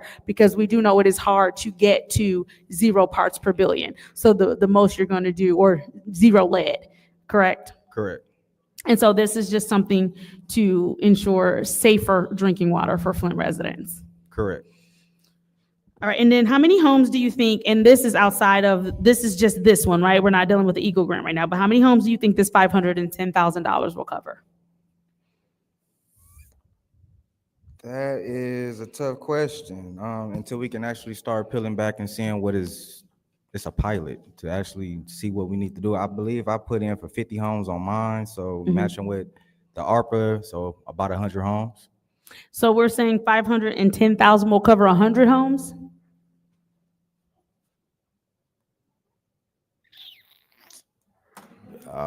Yeah. I don't know. Approximately 100 homes, because I do understand what you're saying of you have to work with different plumbers, you have to start that contract part. So however much it's going to cost for the labor, however much that it goes into actually being able to change the in-home plumbing for different homes. And so you're shooting for around about 100 homes with this 510. Now, this is just this 510 because we're not doing the total amount. I'm not mentioning the 400 something that's coming from the grant. I'm just specifically talking about the 510. Yes. And so we're thinking about 100 homes with the 510. About 100. So then with that 400, which is not too far off, we're saying about 90 or so homes. So we're looking at just under 200 homes. We're hoping to have an impact on with this one and then the next resolution, which is the grant. Correct. Okay, thank you. I yield. Is there any other discussion in the first round? Madam Chair. Okay, Mr. Ricardo, go ahead. Yes, Madam Chair, through you, Madam Chair, to the gentleman standing at the podium. What criteria will be used to select the homes? 2 bottle test kits, so we'll come in and test the water. But basically, I'm trying to get everybody in home plumbing replaced. You're in the city trying to of Flint. get everybody. Well, with lead moves way heavier than water. So even if you Right. was to replace certain fixtures, water can be stagnant in your lead lines forever, and it's just slowly leaching off. So regardless to the fact, everybody pipes need to be replaced. So if you replace the pipes to the city replaced your Request for information. What's your request? For clarification purposes of those who are listening at home, Ms. Winfrey Carter, don't you think it would be better if he said everyone's in-home plumbing should be replaced? Because when he says pipes, like a lot of the external pipes have already been replaced. So do you think it's important to have I think that's taking the floor. I got you. Go ahead. Yeah. Go ahead, Ms. Carter. Thank you. So you're saying that, first you said that this 500,000 will probably service up to 100 homes, right? Yes, ma'am. And I know that the grant that we just voted on, that's also gonna service 100 homes, right? Yes, ma'am. Okay, Well, But- approximately. Again, we don't really know until we actually get some bidders in, contractors to come in and actually give us a quote on how much it'll cost. do you know the number of homes that actually got their pipes, replaced in those homes who had high lead levels? Internal, Yeah, do you I know don't that? believe we had a program or anything that was in place to replace in-home plumbing. Okay, because I'm just trying to figure out the criteria, like what I said. What criteria will be used to select the homes? Do you, The criteria. do you know if it's going to be based on lead levels? Well, that was a part of what I Well, asked. we would check, and the ones that do come back high would be first on the list, but we trying to service everybody. Okay, because that's probably going to be more than 200 homes. Yeah, So but can you get us some more information on this? Will you be able to get us some more information? yes, I can get you as much information as you need. Just let me know the questions, and I can put it forth. Yeah, So you want like to know the criteria and right, the guidelines? yes, I can send Yes. it over to Davina. yeah. thought that was in the resolution. Well, Judy, we just got these agenda packets. Finance was at 4:13 PM. And that's an issue, to get an agenda packet at 4:13 PM and the meeting started at 5. So I would ask that you get that information. I'm probably not gonna vote for this tonight. If we can get the information and maybe leave it in finance or wherever it needs to go. Okay, thank you. Thank you. Any other discussion? Madam Chair. Go ahead. So what's your name again? Michael Carpenter. And what is your title? I am the program manager for the lead-based paint hazard control office. How long have you been here? I've been here for 4 years. I've never seen you. Yeah, Yes. I done called you a few times. Have you? Yes, ma'am. Okay, well, I hope I was nice to you. I don't remember, I talked to a lot of people, Jerry. So a couple questions. Thank you. He said 4 years. He's a quiet guy, a quiet gentleman. Real quick, I did call you about the lead-based program and how to apply. I did call you about that. Mm-hmm. I did. Thank you for that. You're right. So here's a couple questions that I do have. Everybody's plumbing should be replaced, but the likelihood, because I don't know if it will ever be done. What happened to the grant money with Innovative Solutions with that 300,000? There was a pilot program where 50 homes were to be changed out, and Faith was fired. Well, that's the Eagle program that I'm talking about, and we Is just that upped the the price. program?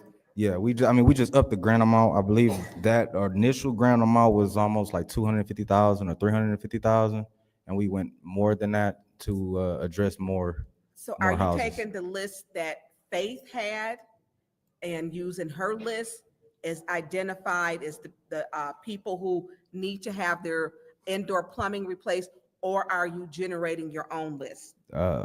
So Faith, whatever she was working on, because we was kind of working together, but I created all of this separate from her initial grant that she submitted. So this is her grant money? No. I mean, is this the same grant that she had gotten? This was the grant that she was applying for. She didn't get it. So she did not get the grant? No. Because she wasn't, I don't know, you can't speak for her. I know Faith was terminated because she went and said, hey, I can get this money for this grant. You don't speak to it because she's being sued and you still work for the city and I don't want you to get fired too. So Faith with the program, she had 50, it was a pilot program. Faith was working with Arthur Woodson at the time, getting samples and going to people's homes, and she was terminated. She now has a lawsuit with the city that she is suing for, I believe, wrongful termination. And if this program, so you're saying she never got it, because I was told she did get it. Well, I talked to Eagle, and Eagle did receive 2 different submissions. And they Through Innovative Solutions and. I don't know. They didn't give me all that information. They just told us that they chose our grant. Okay. And so you don't know if you're not using Faith's list that was already established. You're generating your own list. Correct. And a lot of this is being backed off of the houses that I'm already in with the lead-based paint hazard control. We already in the house doing windows, doors, side. And so while we're there, that same list, we are trying to get the plumbing done also. I get that, Mr. Carpenter, and it's not your issue, but my issue is we still got a group of 50 people or residents who may have, who thought they were going to get indoor plumbing. And I think it was based like our most vulnerable population, our seniors. So I am going to send an email because I want some more information, because, you know, if we had those and we just moving away from that list, which those individuals identified, because some of the people in your lead-based program who used the pretend babysitting thing and were told how to get a hookup, maybe you don't know about it, but they were telling people how to get hooked up. And so I want to make sure these seniors are taken care of, who literally have got issues where the water has corroded their indoor plumbing and their indoor plumbing is bad. Because everyone who got those windows and sidings pretended like they babysitted some kids under the age of 4. And they did not have, and I know that for a fact. So I want to look at it. I don't know if we can get a copy of what Faith's list is, because those were, I believe, seniors. And to replace indoor plumbing is expensive. And I believe they were going to do 50 homes and at $6,000 or $6,500 a piece. And that program just went away and Faith got terminated. So I'm not going to support this today. I need some more questions. I have some. Thank you. Any other discussion in the first round? Madam Chair, Go ahead. excuse me, through you to the speaker. Good evening, sir. How you doing? So in your application submission, did you tie your application to the lead-based paint program? Yes, I gave Eagle a background of what I was already doing in home. And that, I believe that's what the determining factor was why they awarded mines, because I was already. Yeah, I want to be,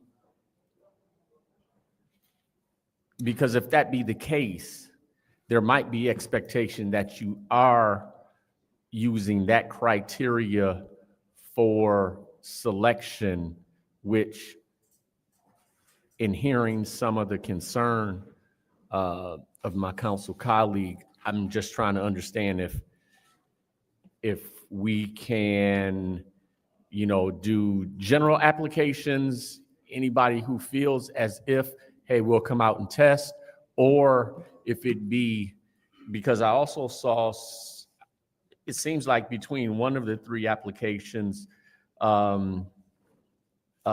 Michigan DHHS or one of the organizations is tied to it. So I didn't know if there might be some criteria under their funding that might tie how we have to select persons for this service? So the MDHHS grant is something totally different. That's a lead faucet education. So basically we coming out and replacing your faucets and giving you an education on what lead is. Okay, so that one's not tied at No. all to the other two, No, to sir. the Eagle and this one. Correct. Now, the Eagle and this one then are related.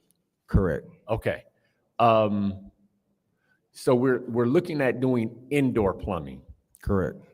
Okay, so when we talk about replacement, are we then looking to go to that PEX or whatever? Correct. That's code. Yes. Okay. So do you have a idea of what total replacement is for one house? Just depends on how big the house is. It would be anywhere from $3,000 to $6,000. It just depends on it, because some houses already got a new water heater. I would like to replace water heaters, the water fixtures. So this is going to allow for that also? This Correct. allows for This what? is- Oh, no, you have the other funding for that. The lead-based paint that can do water heaters, right? It has to be justified. So it's Okay. not. So this funding will allow us to do Yes. water heaters? Yes. Okay. Well, the Eagle, yes. The Eagle side of the funding will? Yes. Okay. Are we? So we got Eagle money, and this one is supposed to be a matching fund? No. Okay, so this is not matching the Eagle dollars per se. No, it's just adding to the pot so we could do more. Okay. All right. I think I'm good. I yield. Okay. All right. Is there any other discussion in the first round? Any other discussion in the first round? Any discussion in the second round? Madam Chair. Go ahead. Mr. Carper, do you happen to know, the state had pledged to do $4 million a year. And this was before, it's like 2017 or 18. Did you know anything about that? $4 million to do what? Indoor plumbing per year. No, ma'am. Okay. So I'm gonna, and that needs to be looked into also because. I'm sorry. I know there was a program put into effect in 2018, but nobody signed up for it. It just basically died. So what? And that's what, when Faith was here, that's what our whole thesis was piggybacking off of that. But nobody signed up for it. How much was that? I had to look it up, but I believe that was due MDHHS. Okay, and there was also, I believe, a program that the one that Benton Harbor had got it, but they replaced all of their indoor plumbing there because they had a water crisis. Through Eagle. Yeah, and there was 20 or 35 million, and Flint didn't apply for the money. Is that because we could have applied for it? I believe it was a pot of money for that too, because this is a very nominal amount and doing very small parts. When I believe that there was, through you, Madam Chair, to Mr. Edwards. Yes. Mr. Edwards. Mr. Edwards. Clyde. Mr. Edwards. This is, and so, Mr. Edwards, I'm gonna start asking the questions. I had asked you this before. There was an indoor plumbing. It was, I believe, the same program that Benton Harbor used, and that money was offered throughout the state, but we didn't have anyone to apply for it. And I believe it started because of cities like Flint. Is that correct? Is that the program he's talking about that in 2018 died, or? I have no idea. Of course, we weren't here in 2018, but I'm not familiar with that. So last year, I had asked you about, it was a program, and you had told me we didn't have someone to fill out the program, and I believe it was for the indoor plumbing. It was to replace, and I think it was like 35 million or something that was the state had put up, but we did not apply for that money.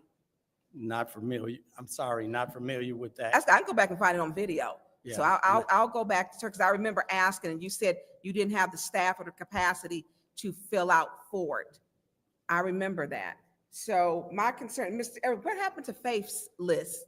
Can we find out where Faith's list, which was seniors on it, so that we can, kind of prioritize that way? I can see if I can track down from our, Well, yeah, I can still get in her email. Thank I'll send you. you an email, Clyde. Is there any other discussion in the second round? Yes. Madam Go Chair. ahead. Madam Chair, maybe I should yield to my colleagues. Are there any more questions? I'll yield. I'll wait. This is your last opportunity. Okay. All right. I'm Any gonna other make, discussion? Madam Chair, no, Oh, I'm go gonna ahead. make a motion that we leave this in, finance. There's a motion on the floor by the councilwoman in the Fifth Ward to keep this resolution 250177 in finance. Is there support? Support. It's been supported by the councilwoman in the Sixth Ward. This is the vote. Ms. Mashat? Mr. Jarrett? Yes. Dr. Lewis? Yes. Ms. Priestley? Yes.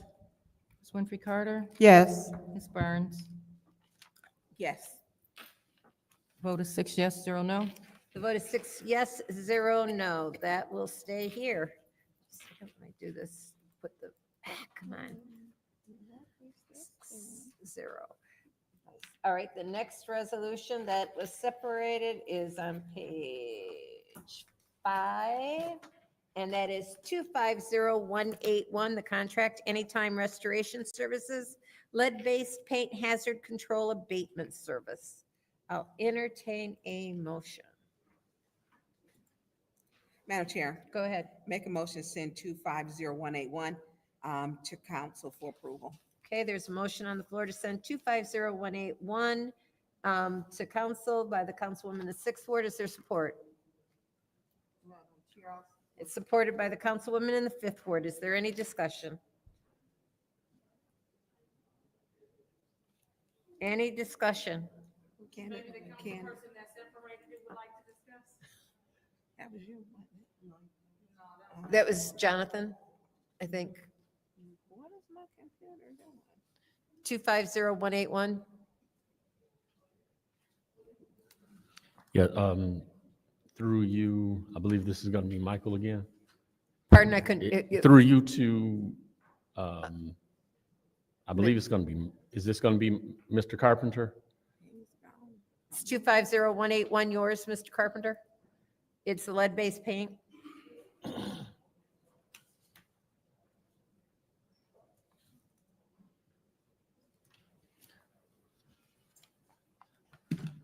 So, Mr. Carpenter, this appears to be a contract for service for the lead-based paint program with the contractor, correct?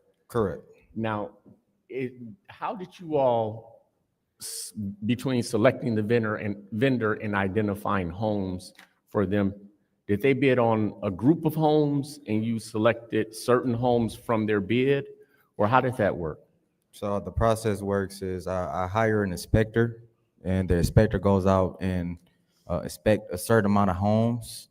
So once I get the report back that says this is lead, this isn't lead, this is deteriorated, so then I do a walkthrough with the contractors. I put a bid out for the contractors. Contractors come in, we do a walkthrough of all the homes, and at that time they bid on the homes. And once all the bids is done and I receive them, we go back to the office and we pick which contractor out of the select contractors that came out for the walkthrough. We pick one, and what I try to do is, because the last go around we had 21 homes, and I believe we had 13 contractors that came out and did a bid, and only 8 of them was in compliance with the city and had all of their licenses together. And I tried to give everybody something. Okay. Now, do you know for this $89,799, how many homes will be impacted in that amount? This one has 4. 4? Mm-hmm. Okay. Then I'm good. I yield. Thank you. Any other discussion in the first round? Any other discussion in the first round? Madam Chair. Go ahead. Real quick, Mr. Carpenter, you said this last round you did 21 homes, Yes, ma'am. and what was the time period? We haven't even started. It's still going through council. Oh, they're still going through, the 21 homes are still going through? Yeah, yep. So I believe How many homes have you completed? total With, yes, 70, 77. 77 homes. Mm-hmm. 77 homes have been completed. Out of the 4 years I've been. Oh, okay. How about the last 6 months? We haven't did anything. We just been waiting. It's the process. It's a process to go through, actually finding a contractor, getting the delivery reports from the contractor that we hired, then going to council, getting everything approved by legal. It's a process. Okay. So 4 years, you've done 77. So you kind of like average about what, 18 homes a year in your 4-year tenure with the city. Okay, thank you. Thank you. Any other discussion in the first round? Any discussion in the second round? All right, this is the vote to send 250181 to council. Mr. Jarrett, Yes. Dr. Lewis, Yes. Ms. Priestley, Yes. Ms. Winfrey Carter, Yes. Ms. Burns, Yes. Ms. Mashat. The vote is 6 yes, 0 no. The vote is 6 yes, 0 no. That will be sent to council. The next separation is 250183, contract with Cebus Direct Inc., printing, sorting, and mailing of property tax and water bills. What is the pleasure of the body? Madam Chair, Yes, Ms. I make a motion to send this to council. There's a motion on the floor by the councilwoman in the 7th ward to send 250183 to council. Is there support? Support. It's been supported by the councilwoman in the 2nd ward. Is there any discussion? Madam Chair. Go ahead, Ms. This Mashat. is actually going to be very brief. Is there someone who can come speak to this?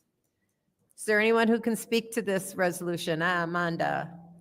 It's going to be super brief.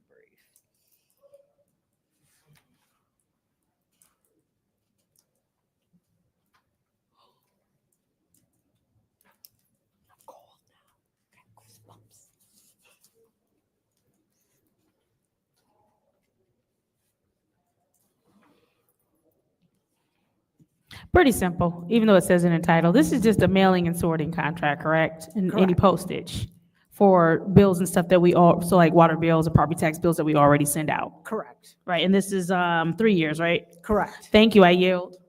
Any other discussion in the first round? Any other discussion in the first round? Go ahead. Madam Chair, thank you. Amon, is there anything else that you would like to share regarding this specific resolution? No, I mean, this is a new vendor, but they have a lot of more bells and whistles that will be able to be, will be more proactive on our bills where we can put stuff on the backs of the bills quicker. So I think it's going to be, that's going to be a good thing for us. Perfect. Thank you so much for your service. Thank you. Any other discussion in this first round? Any other discussion in the first round? Any discussion in the second round? Any discussion in the second round? This is the vote to send 250183 to council. Dr. Lewis, Yes. Ms. Priestley, Yes. Ms. Winfrey Carter, Yes. Ms. Burns, Yes. Ms. Mashat. Mr. Jarrett. Yes.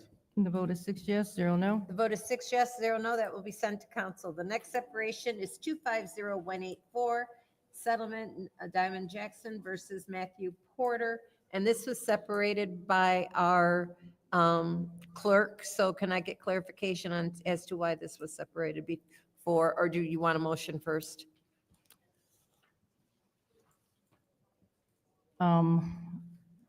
It's up to you.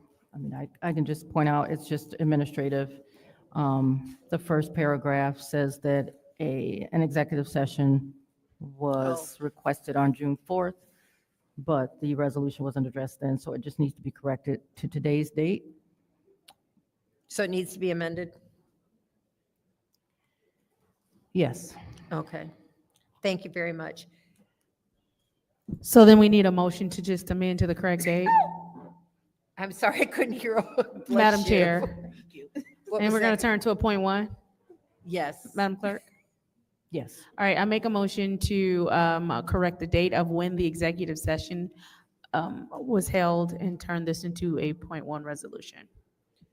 Okay, it's been moved by Councilwoman in the 7th Ward to amend the date for the executive session. Is there support? Support. Supported by the Councilwoman in the 2nd Ward. This is the vote to amend the date for the executive session to today's date. Ms. Priestley? Yes. Ms. Winfrey Carter? Yes. Ms. Burns? Yes. Ms. Mashat? Mr. Jarrett? Yes. Dr. Lewis? Yes. Vote is 6 yes, 0 no. The vote is 6 yes, 0 no. That will be now 250184.1. This is, I will entertain a motion to send to council. It's been moved by the Councilwoman in the 7th Ward. Is there support? Support. Supported by the Councilwoman in the 2nd Ward to send 250184.1 to council. Is there any discussion? Any discussion? Seeing none, this is the vote to send 250184.1 to council. Ms. Winfrey Carter? Yes. Ms. Burns? Yes. Ms. Mashat? Mr. Jarrett? Yes. Dr. Lewis? Yes. Ms. Priestley? Yes. Vote is 6 yes, 0 no. Vote is 6 yes, 0 no. That will be sent to council. The next separation is 250197-T, acceptance of the Michigan Department of Health and Human Services lead education and faucet replacement grant, amend the 2024-25 budget to accommodate the funds. I will entertain a motion. Madam Chair, Yes, ma'am. I move to send that to council. There's a motion on the floor from the Councilwoman in the 2nd Ward to send 250197 to council. Is there support? Supported by the Councilwoman in the 7th Ward. Is there any discussion? Madam Chair. Go ahead. So this is to you, to Mr. Carpenter. Mr. Carpenter? Mr. Carpenter, this goes along with the other one, correct? Tell me about this one, please. Okay, this one is just basically just a faucet education. To be qualified for this, you had to be with Medicaid. I need to start that all over. I didn't hear you. Oh yeah. So this one is just a faucet education where we just go inside the home and educate the homeowner on what the lead hazards is, and if they have a faucet that's pre-2014, we will upgrade it for them. So But this is for only Medicaid. Okay, so who goes into the home to, is it an outside organization? No, my office actually goes out and educate the Who's all homeowner. in your office? It's me, Christina Dye, and Andrew Toes.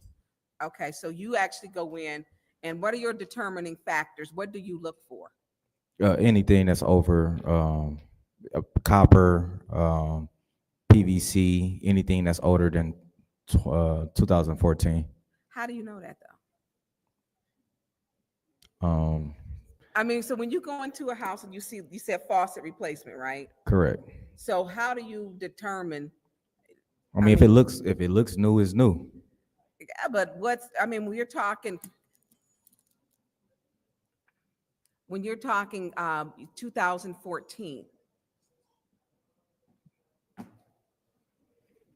Sometimes the homeowner, we ask the home, because we got a survey, a questionnaire that we sit there and go through with them.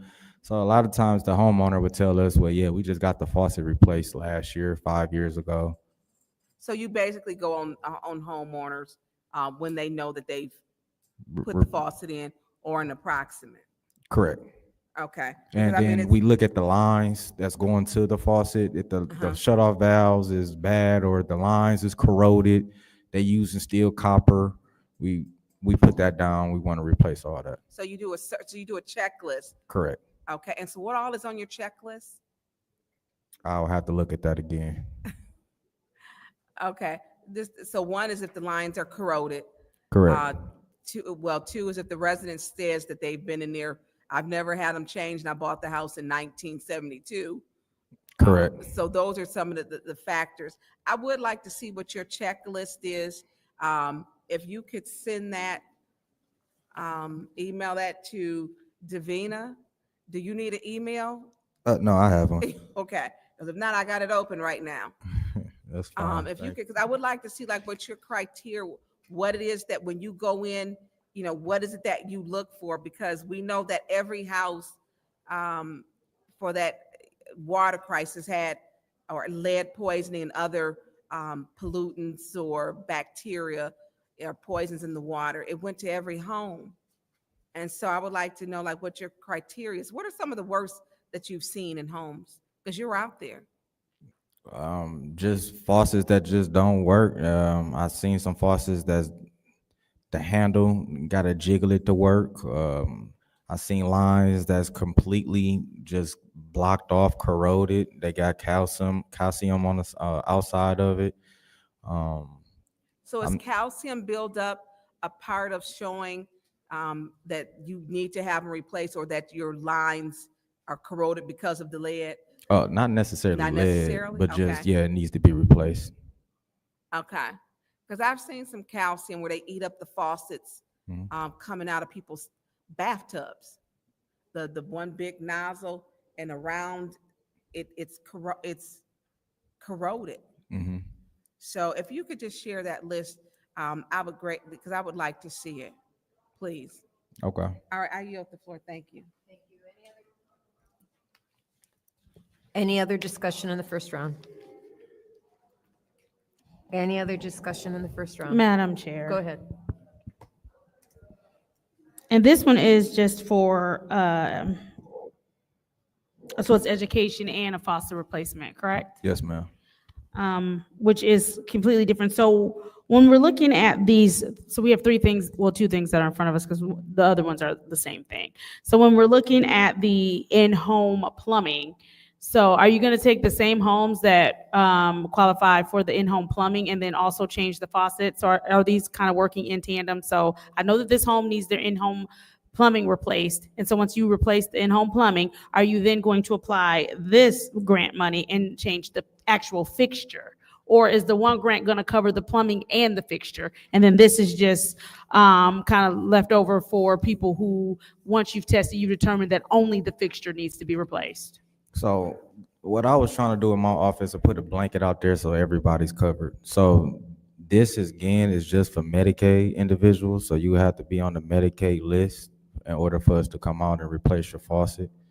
But while we're there, we signing you up for the lead program. And once we get the Eagle approved by council, we signing you up for the Eagle program. So then they are working in tandem. So it's going to be, I'm going to replace your plumbing and your fixture. correct. All right. And then another thing that I have a question about, because the way that the way that the city collects water, collects the samples to determine whether or not a home is actually testing higher for lead, I should say. Is the city going to actually physically go and collect the samples themselves now, since we have these two grants? And these two grants are specifically aimed at capturing homes that have higher amount of lead. Because I know as it stands right now, the city does not physically go itself and collect the water samples. And so since you're trying to determine that lead is an actual factor and you want that the lead is actually higher in these homes, are you all going to physically collect the water yourselves? That was my plan, either my office or intangible with the public health. Okay, so then the answer to that is yes, it won't be up to the residents to collect this water. No. All right, and then my second question, because again, to truly determine if the fixtures and plumbing need to be changed, there's not going to be an extensive flushing protocol that is not actually matching what their daily lives are, right? So I know now the way that the city tends to do it is that there's a flushing protocol that happens for days, right, before a sample is collected. So I know they have the resident flush, do heavier flushing than normal, and then they'll have them have the water sit for a 6-hour period after that heavy flushing. And I ask this because it is not normal or natural for anyone, nor is it desired because of the cost of water in the city for someone to flush their water for 5-6 days straight. And so if we're going to get a true snapshot of if this home truly has plumbing and fixtures that need to be fixed, I don't think the extensive flushing is going to be realistic for what you're trying to do. So when you go in to collect the water, is it just going to be the normal EPA protocol of the water just sitting for 6 hours, as opposed to the days of extensive flushing before? Eagle did not give me any type of guidelines that I have to follow like that. So what I was going to do is just do the standard 2-bottle test. Is I was going to get one here and then one at the end and see if you have high levels of lead. Again, my objective is just to replace all internal plumbing. And I hear you, right? Mhm. And that makes complete sense. But there are some people who are in a more emergent state in the fact that they have higher lead levels and it needs to be changed. It needed to be changed years ago. And then there are people who their homes are not necessarily testing as high. Keep in mind, I'm saying that there's no safe amount of lead to ingest, but there's a difference between my home testing for 2 parts per billion and my home consistently testing for 50 parts per billion. And so in order to get a true snapshot of who should be tested, who should be replaced at the beginning and who should be replaced a little bit later, I think that the proper protocols have to be in place. So it can't be extensive flushing, and it needs to be the 6-hour EPA protocol. Thank you. Is there any other discussion in the first round? Any other discussion in the first round? Any discussion in the second round? Any discussion in the second round? All right, this is the vote to send 250197 to council.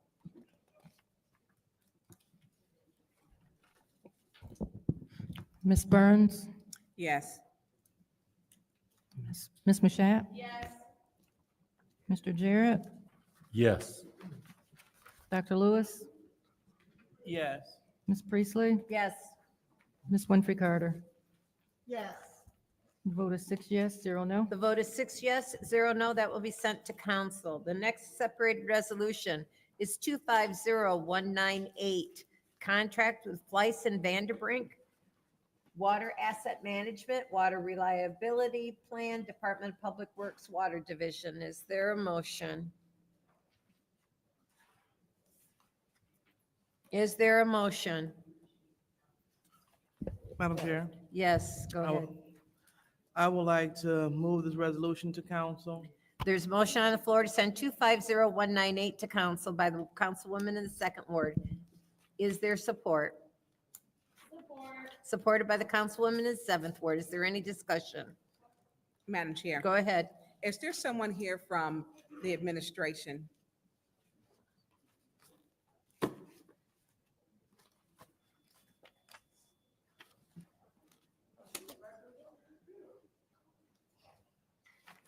Come on up.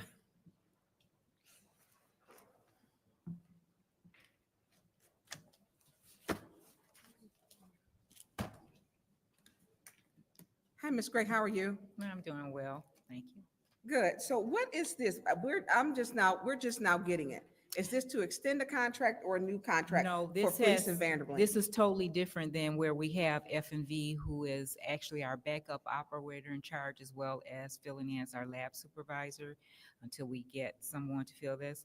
This is actually a mandate to have an asset management and water reliability study. It's hard to hear you. Can you, I was just going to say, get closer to the mic. Thank you. Okay.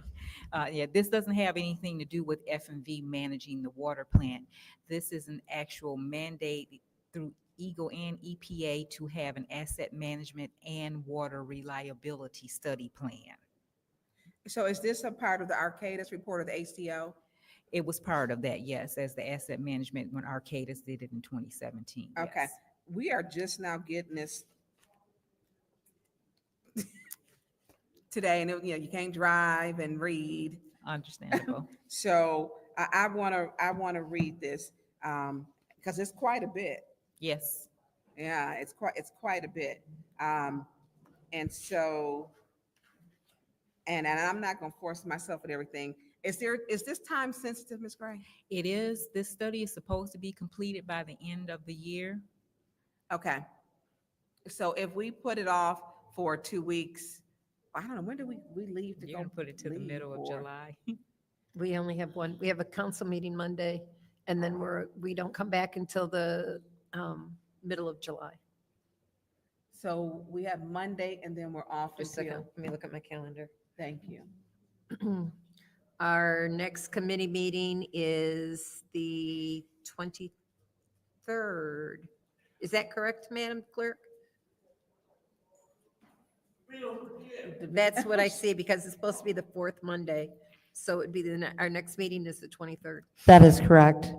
Okay, so starting from Monday and then to the 23rd. If we put this back to the end, because I really want to read it, is that going to cause a problem? As long as we have it done before the end? It shouldn't, and if it does, we'll probably have so to you ask for an an end of- extension. Yeah. End of the year, because I know I've got some questions, and thank you for being here. You're welcome. I appreciate that. So I'm gonna let my colleagues, I don't know where they're at. I'm not gonna, I want to support it after I get a chance. We got a mountain over here. After I can get a chance to read it, and because we only have one more meeting because we're off. I think we should still be good, because you said until the end of the year. Yes. And we can put it on, I don't know what my colleagues want to do, but I want to support to be putting it on our next committee meeting, which will be, I think Judy said the 23rd, but I'll let my colleagues, I'll yield the floor so they can ask questions. Madam Chair. Go ahead. Thank you. This being committee, meaning that we will have a special affairs and council meeting on the fourth Monday, right? Mhm. Okay, cool. So, I think that if our colleagues have an issue voting with it on it tonight, then we can just move it to Monday. It'll give us, if today's Wednesday, Thursday, Friday, Saturday, Sunday, give us about 5 days to get the information, ask the questions that we need. So I would definitely like the rest. I don't know if my colleagues want to speak, but I'll go ahead and yield the time, and in the next round, we can make a motion to put this in special affairs, since my colleagues would like more time to take a look at this. I know I don't want to hold things up. No problem. Because, we're not going to be back after Monday. You won't see us back. Well, correction, you won't see me back per resolution till the middle of the / end of July. Thank you, that part, 23rd July. So we want to go ahead and get you together while we can. Yes. So, again, thank you so much for standing and being here. I yield the floor. Thank you. Any other discussion in the first round? Madam Clerk, was this one of the 7 that we received today? Excuse me, ma'am. I'm You sorry. Through me to the clerk? Absolutely. Thank you. You No can problem. go Madam ahead. Chair, through you to the clerk. Go ahead. Madam Clerk. I'm sorry, just one moment. Mm-hmm.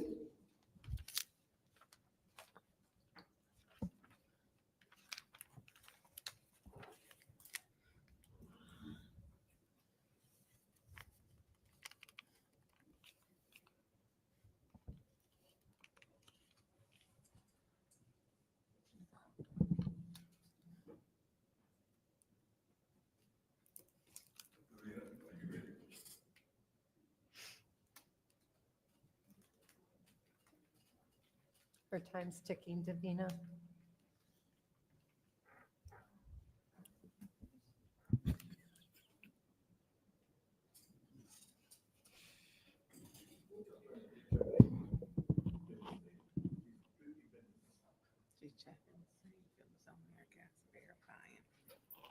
This is the Fleiss and Vanderbrink. Yes. This was one that was sent to you on Monday. We had it since Monday. Thank you. I just wanted to confirm. I am fine with my colleagues needing to go over something that we've had for a little minute now. I do understand that folks like to read. I just want to make sure we're clear that we had time to read. I also want to just really quickly ask our colleagues just as a favor, because I understand when we separate things, we know why we've separated them, and nobody else necessarily knows our intention. So if it's something that you separated, if you're going to leave it here, send it forward, do whatever with it, if you could please take the floor and do whatever your intention was with it, because I don't want to take the floor and assume you were trying to do something with something you separated that you weren't trying to do with it. So I just want to make sure that I'm being respectful of your separations as we move forward in the meeting. I yield. Thank you. Any other discussion in the first round? Yeah, I just, Go I ahead. want to speak, Madam Chair, I want to speak to what the councilwoman in the 7th Ward just said. Look, if I want to separate any item on an agenda, just to separate it, just to ask one question, I can. I didn't understand where you were coming from with what you just said. Point of information. Point of information. What's your point? Point of information. I want to answer a question because I literally just said I want to be respectful of your separations and not send it somewhere that you might not have wanted sent. That's what I was saying. My point was I didn't want to take the floor and be like, send it here. If you were going to say, no, I want to postpone it, or if you were going to say, I want to leave it here, I didn't want to say, send it to council. I think what should happen too with that, you should always probably ask the chairperson of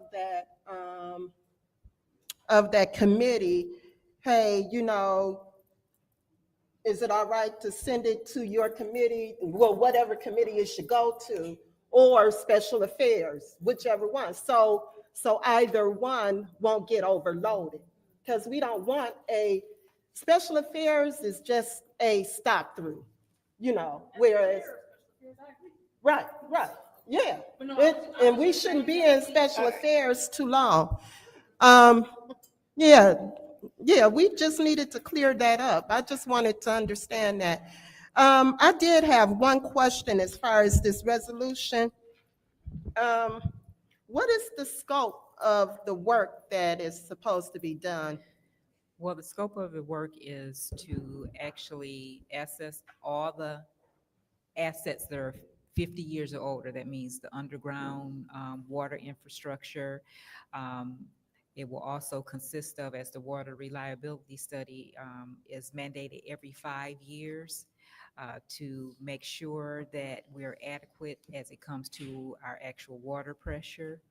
And from there, after a study is done, it will then be submitted to EGO to make sure the improvements that F&V has suggested meet, I guess, their quota, and then we'll move on from there as to what the study predicts for us to do. Did we have this study, this plan done before? We've had, it's mandated every 5 years, we Yeah, have a water it seemed like- reliability. So this is again, 5 years, 5 years from now, which will be 2030, another water reliability study will take place. The asset management is something else that needed to take place. In 2017, Arcadis came up with that we need to have an Right. asset management plan. So this is where they're taking off from the actual advice that Arcadis had presented to us. Okay. All right, thank you, Madam Chair. Thank you. Any other discussion in the first round? I'll take a few minutes. I did read this in the packet when we got it on Monday. I did see where it's supposed to be every 5 years. It's been 11 years, I believe, since we did it, 2014. Close to that, yes. So it's way overdue. Yes. If we hold off until the 23rd, well, it wouldn't even be approved until the following, I think that's the 28th of July. Would that give enough time to get the study done? Now, we will come back Monday to discuss this resolution again? Will it be approved It then? depends on if it stays in finance, then we're not talking till July 23rd. If it goes to special affairs, then it goes on Monday.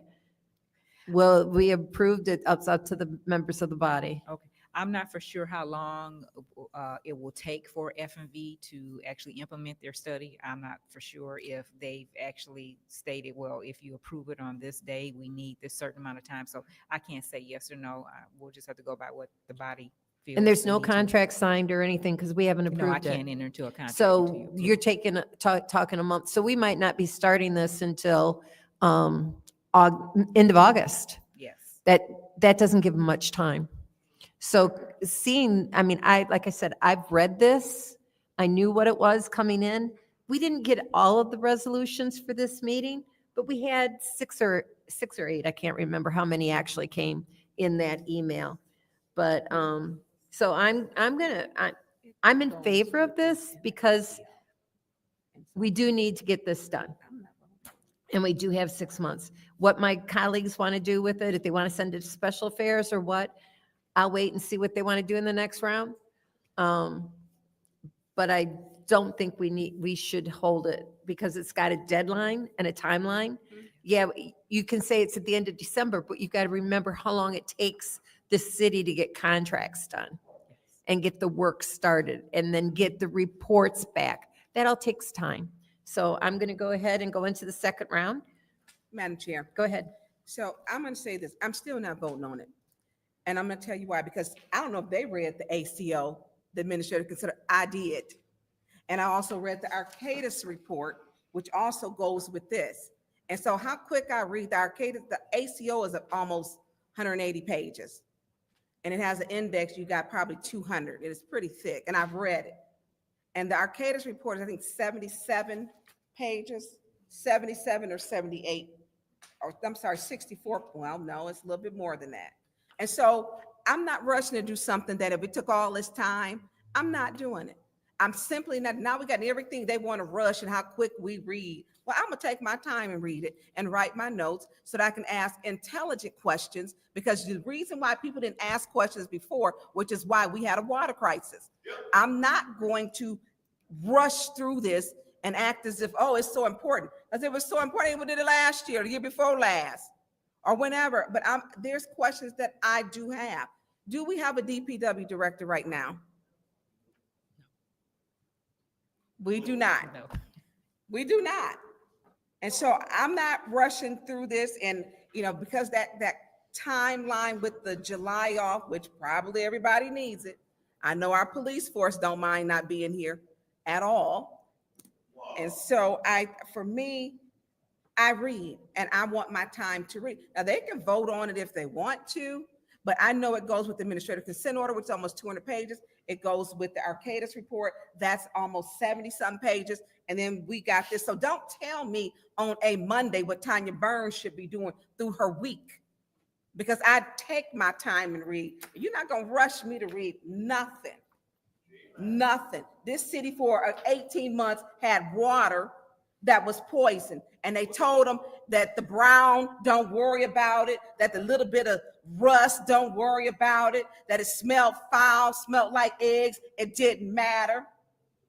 So I'm not rushing to do this. I want to know what it is I'm reading so my vote is the vote that's going to make sure I get the information that I need and tie in the three reports together. And so that's my decision, my choice, and I'm not rushing through it. And we don't have a DPW. I mean, who can, and you are out of accounting. You're the head accountant, senior accountant. Yes. And so we have and no disrespect, it should be a DPW being up here, not our senior accountant. It is unfair to have you, because you're not a project manager for these type of projects. Not at all. And so I'm not until I can read and try to contact some other people to educate me further who have worked in this field doing this. So my vote is, if they can pass it, if they want to, Tanya Burns is a no tonight. This city already been poisoned because people want to rush and worry about deadlines and other stuff. I'm not rushing. No, Any other discussion in the second round? Madam Chair. Go ahead. Thank you. So in the spirit of all fairness, I heard my colleague said that she reads, and if that was the case, she would have read it that was in her inbox on Monday.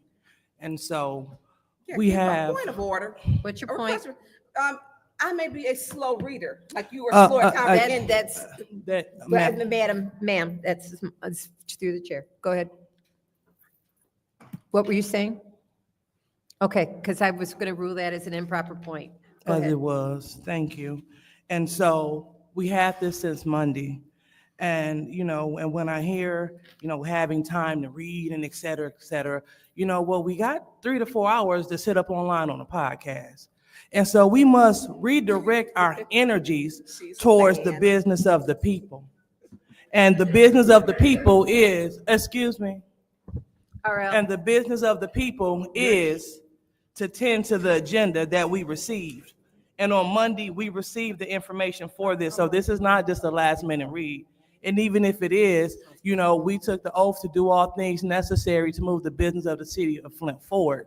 And so to say Request for that. information. What's your request? Does she realize that we do not even have a DPW that can answer questions That's here an today? improper request. Go ahead. Thank you. I appreciate the representative that's coming before us to answer questions and to also let us know about the importance of voting for this before we take our 1-month vacation. I don't see, and it's also a little disheartening to hear colleagues state that they're just not going to vote for it, period. Now, it will be kind to help us move this to special affairs, so Mr. Pfeiffer, so Mr. El Alamein, so we all could get an opportunity to move it forward if that's what they so choose to do. But I don't think it's fair to sit in this seat in good faith and say, well, we don't have time to do when we see it daily, how time is spent. So not coming for anyone, but just coming for the truth and the transparency that we say that we believe in.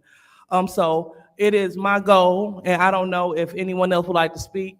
And so if you would like to speak, just raise your hand. I want to speak. Okay, very well. But I would like to I would like to compel my colleagues to please, let's move this on to special affairs so everyone will have an opportunity to read what's happening, to send any email correspondence between now and then so we can get the business of the city handled.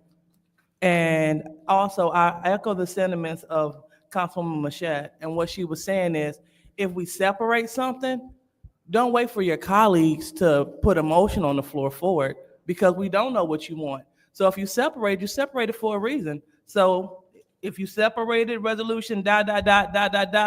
when you hear that resolution named or called by the chair, go ahead and jump in and state how you would like that motion to go, because it is unfair, and it also appears to be a waste of time. You already had one warning.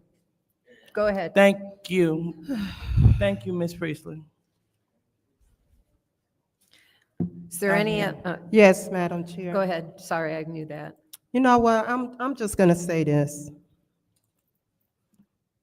We did get some resolutions on Monday at 12:50 p.m. The council meeting is today on Wednesday, started at 5 o'clock. By right, we should have received our resolutions, our agenda, probably on Friday, so that we could have had the weekend to look over things.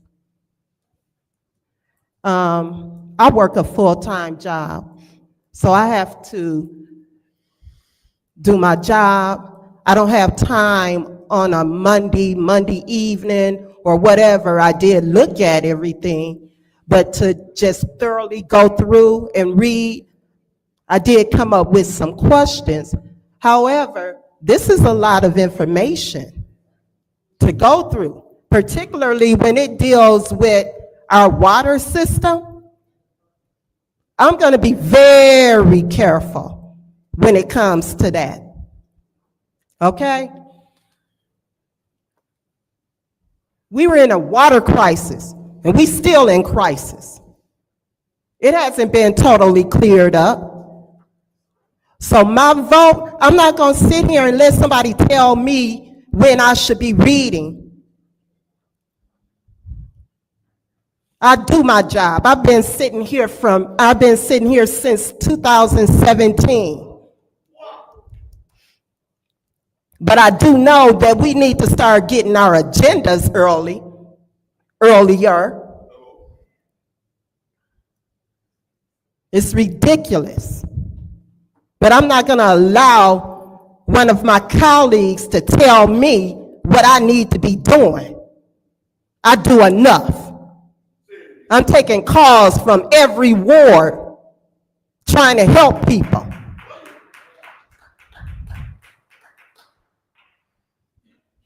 So with that, I'm going to make a motion that we leave this resolution in Finance Committee. There's a motion on the floor to keep resolution 250198 in finances. There's support. Supported by the councilwoman in the 6th ward. This is the vote. To keep resolution 250198 in finance. So you didn't have this to read on Monday. Ms. Mashat.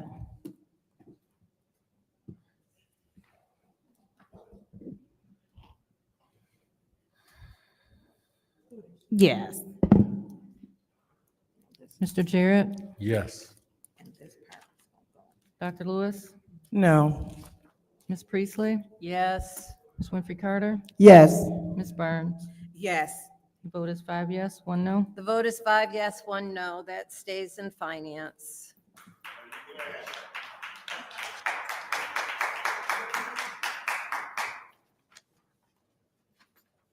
The next resolution is 250201. Accept Eagle, Michigan Department of Environmental, Great Lakes and Energy Flint in-home plumbing replacement program and amend the 24-25 budget to accommodate the funds. What is the pleasure of this body?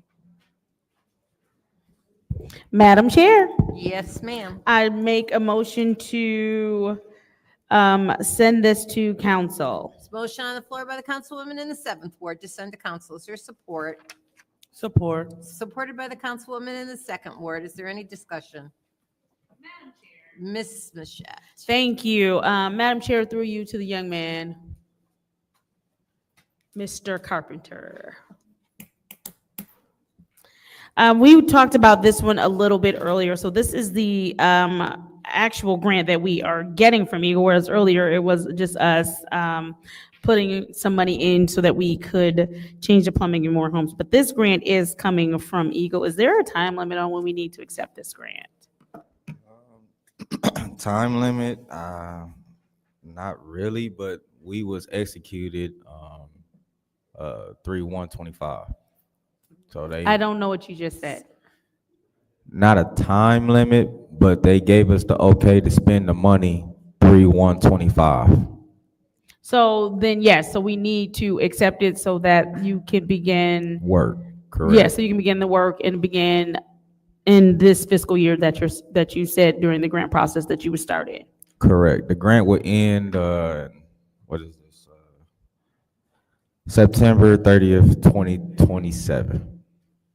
Okay, and so I would imagine in your budget, you said you're gonna spend X amount in year 1, X amount in year 2, and we're currently in year 1, and we have to start spending that X amount that you said you would spend within this first year. Yes, ma'am. All right. And then with this, and I'm imagining because you turned in the grant, how many homes did you approximate for this grant? 100.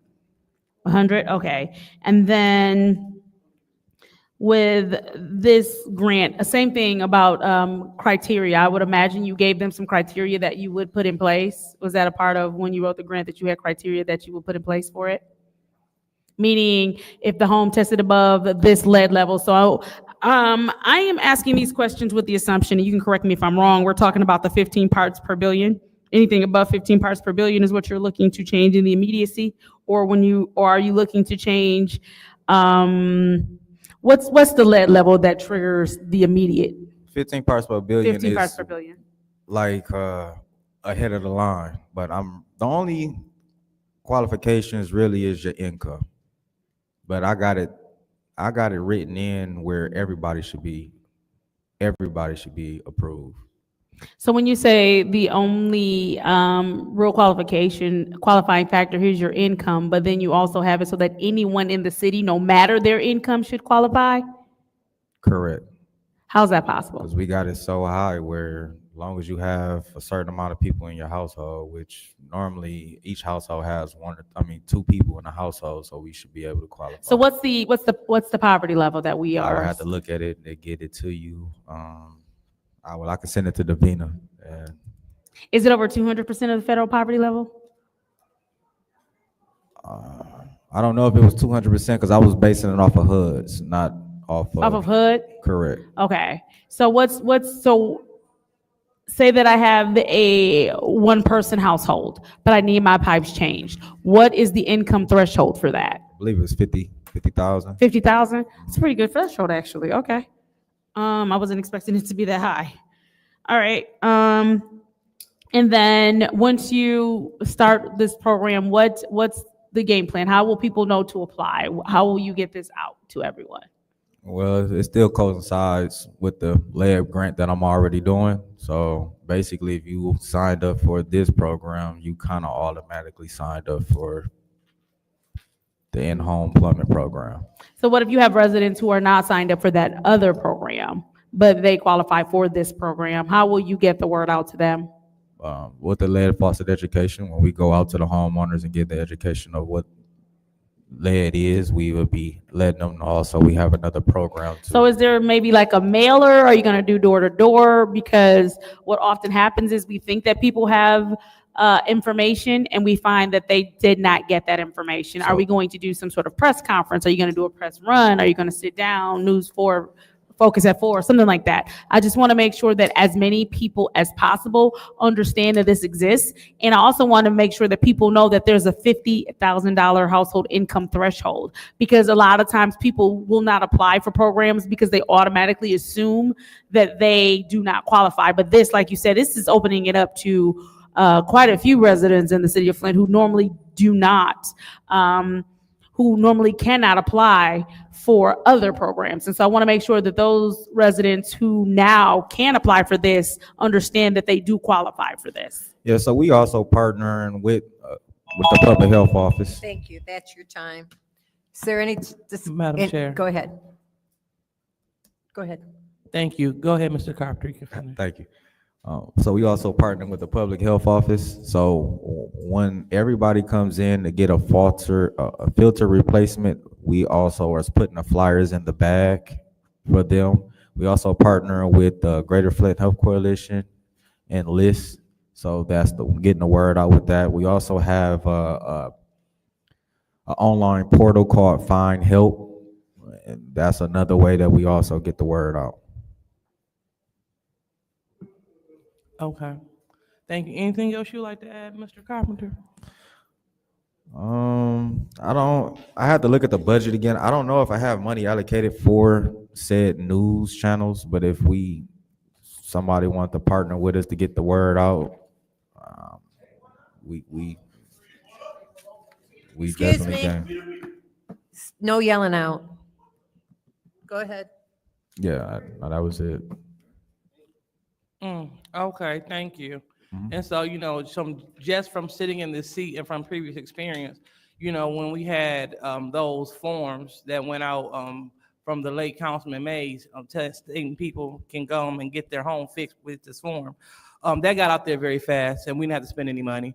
So when people hear that it's a resource available in the community, it gets out here. And so we would definitely love to, to be spreaders of good news. A lot of times we spread bad news, like check on your people and stuff like that. But this is something good that we can spread. So instead of paying news outlets, I think we can just probably use that money for another home. And so we definitely want to, no.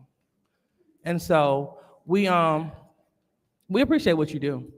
Because I know that I've seen a resident that was a benefactor of this program.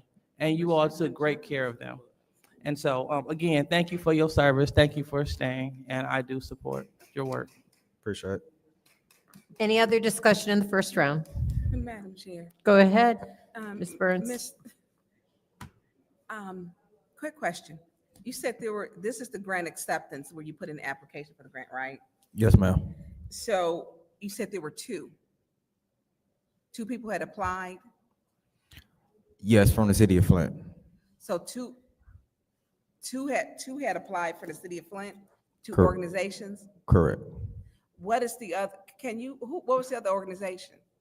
I don't know. They didn't give me that information when I called Eagle. My contact person at Eagle was Kate Hutcherson. Was who? Kate Hutcherson. Okay.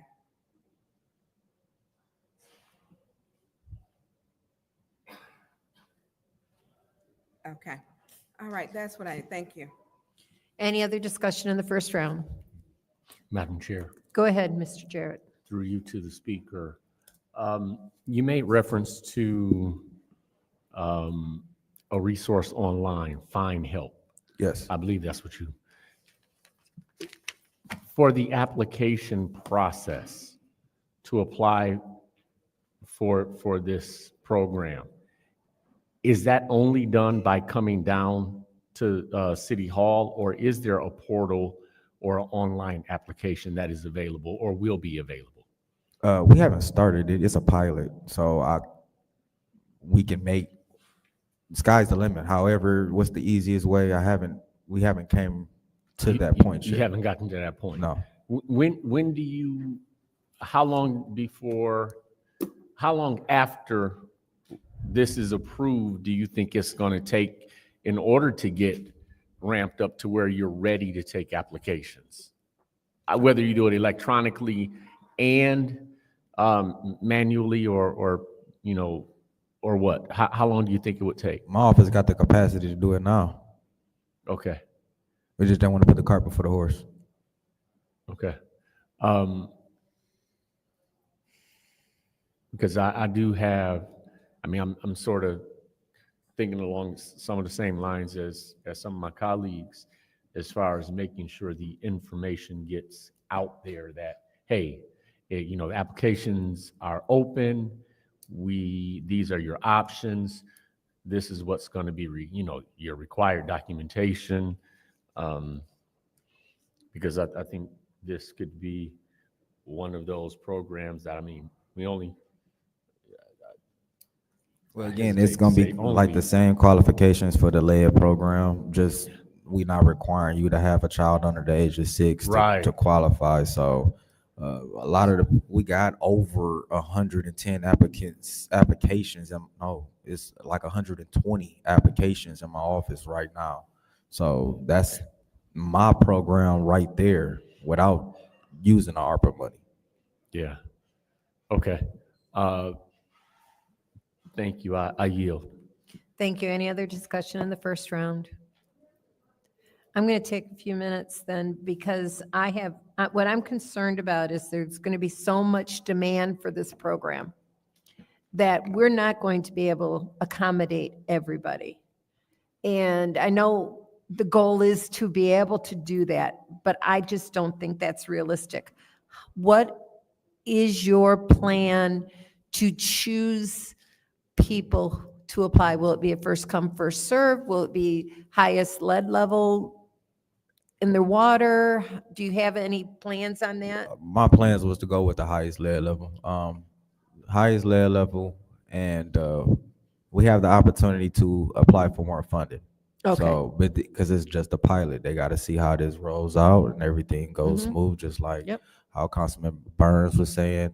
Benton Harbor got a big check of it, so we just got a small portion. They want to see how we do with it.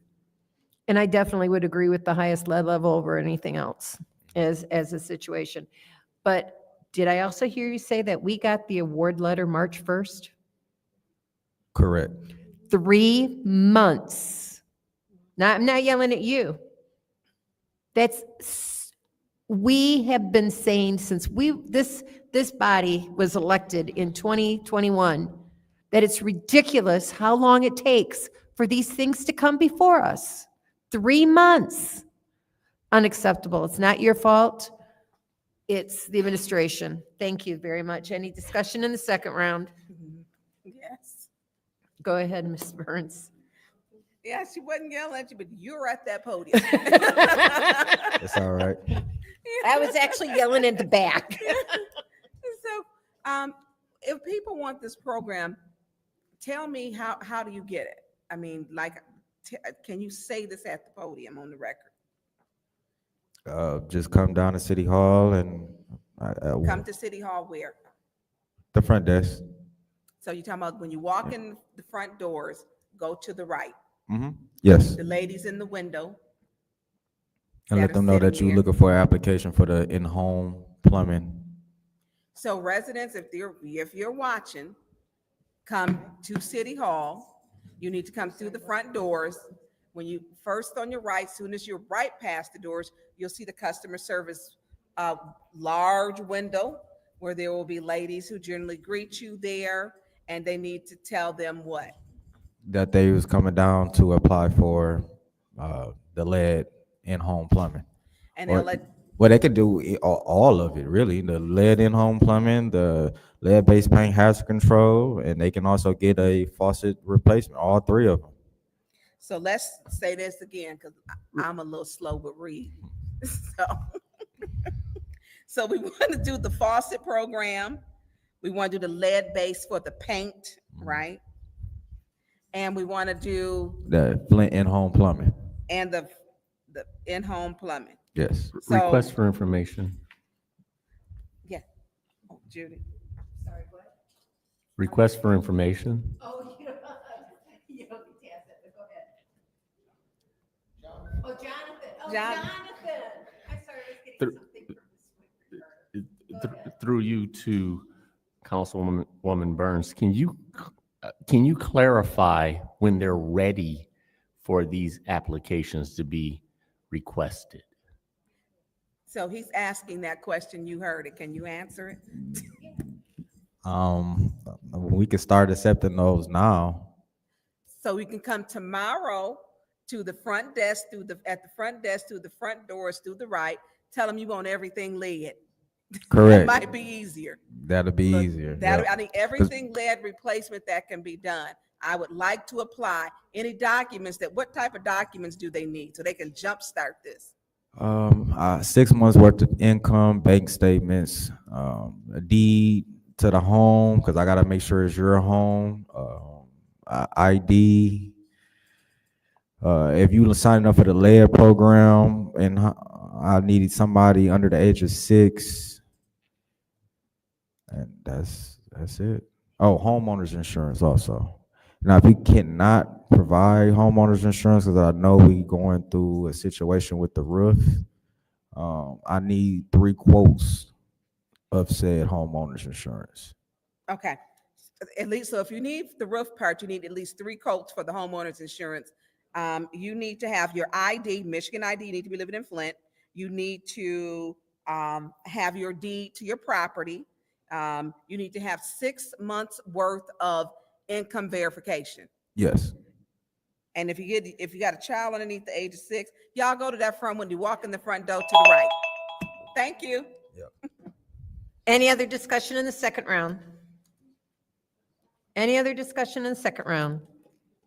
Okay, this is the vote to send 250201 to council.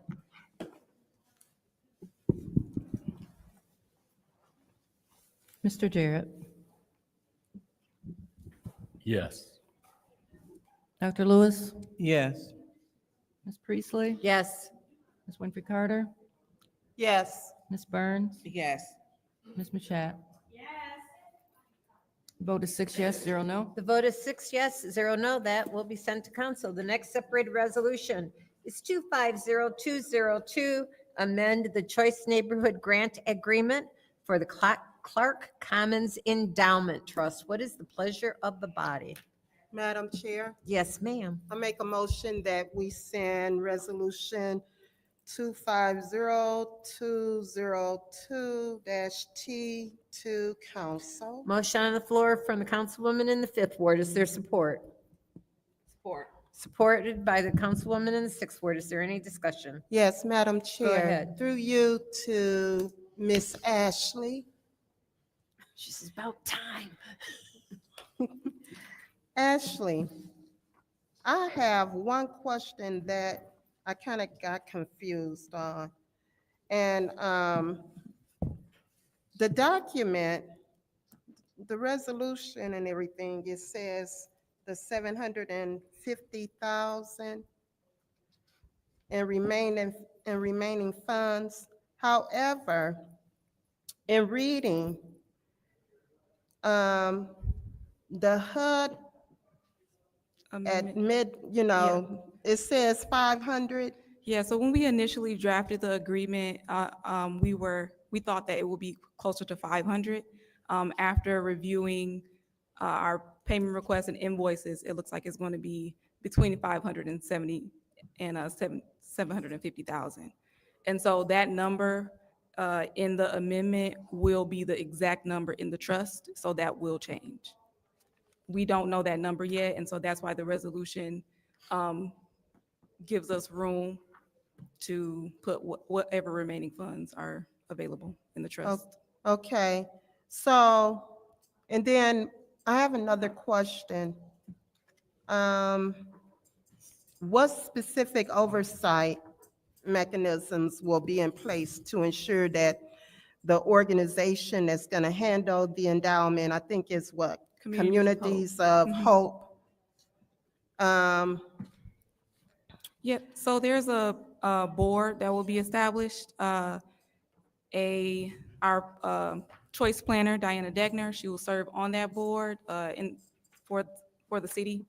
And they will make decisions on how the funds will be spent according to the plan that we submit to HUD with the request with this amendment.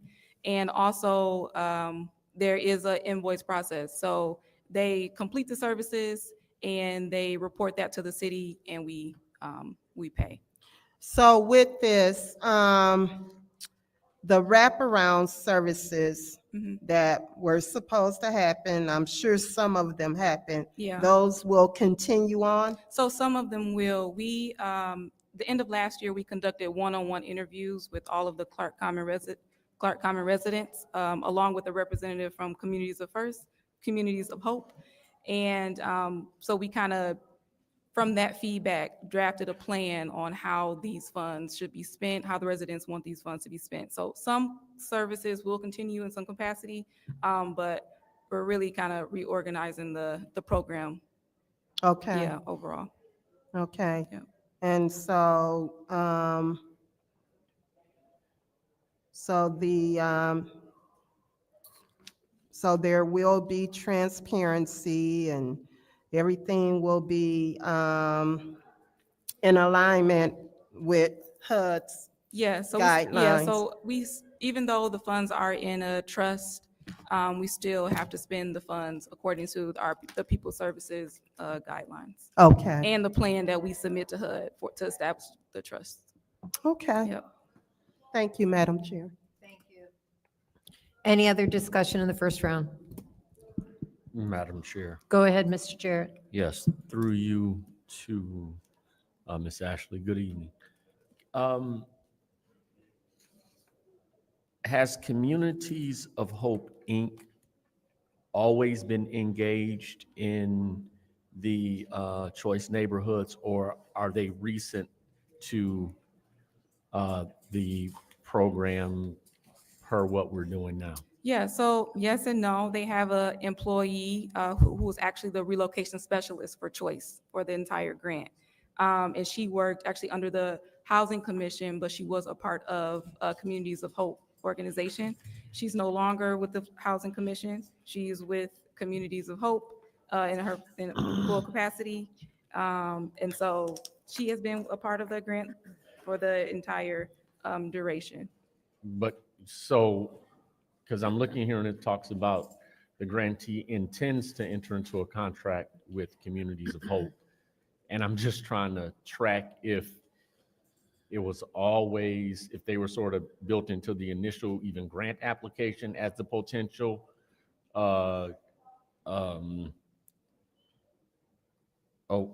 trust manager or, Yeah, so they were built into the application. Yes, okay, yes.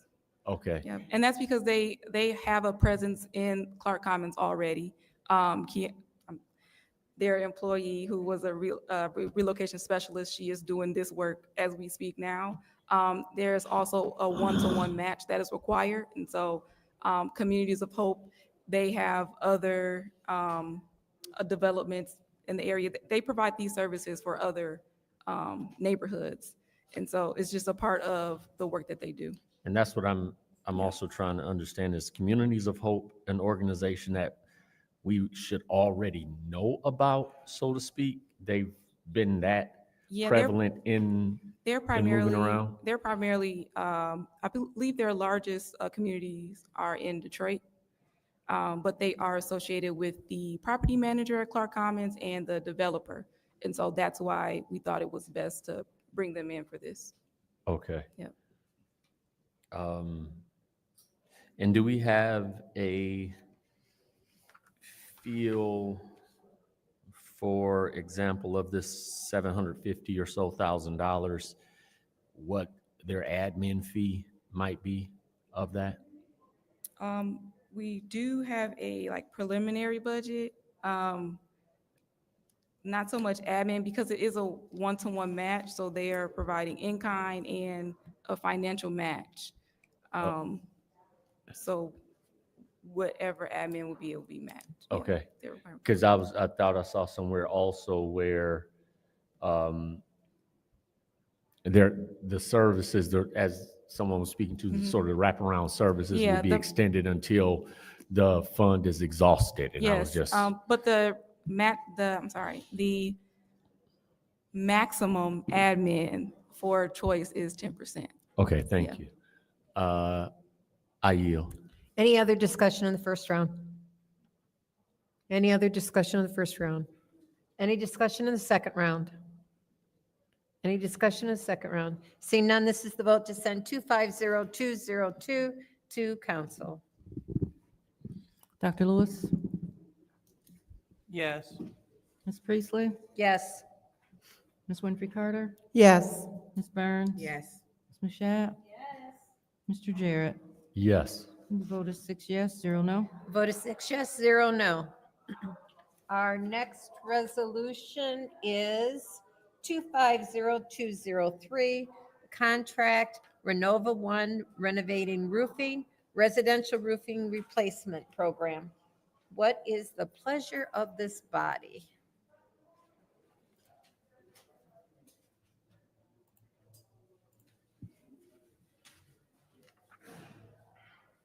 Request for Yeah, information.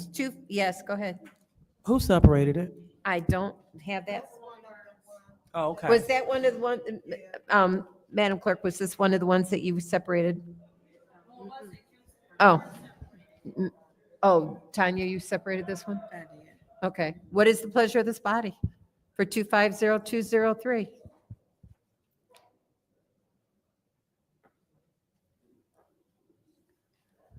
Request for information. What's your request? What would Ms. Burns like for the body to do with this resolution? That's improper. You know what? That's the most should be made, then you make it. You don't ask me nothing. What is the pleasure of this body? I'll make a motion to send this to council. Is there support? I'll support. It's been supported by the councilman in the Ninth Ward. Is there any discussion? Madam Chair, Of course. Go ahead, Ms. Burns. who in the administration? Ashley, that was Ashley. you?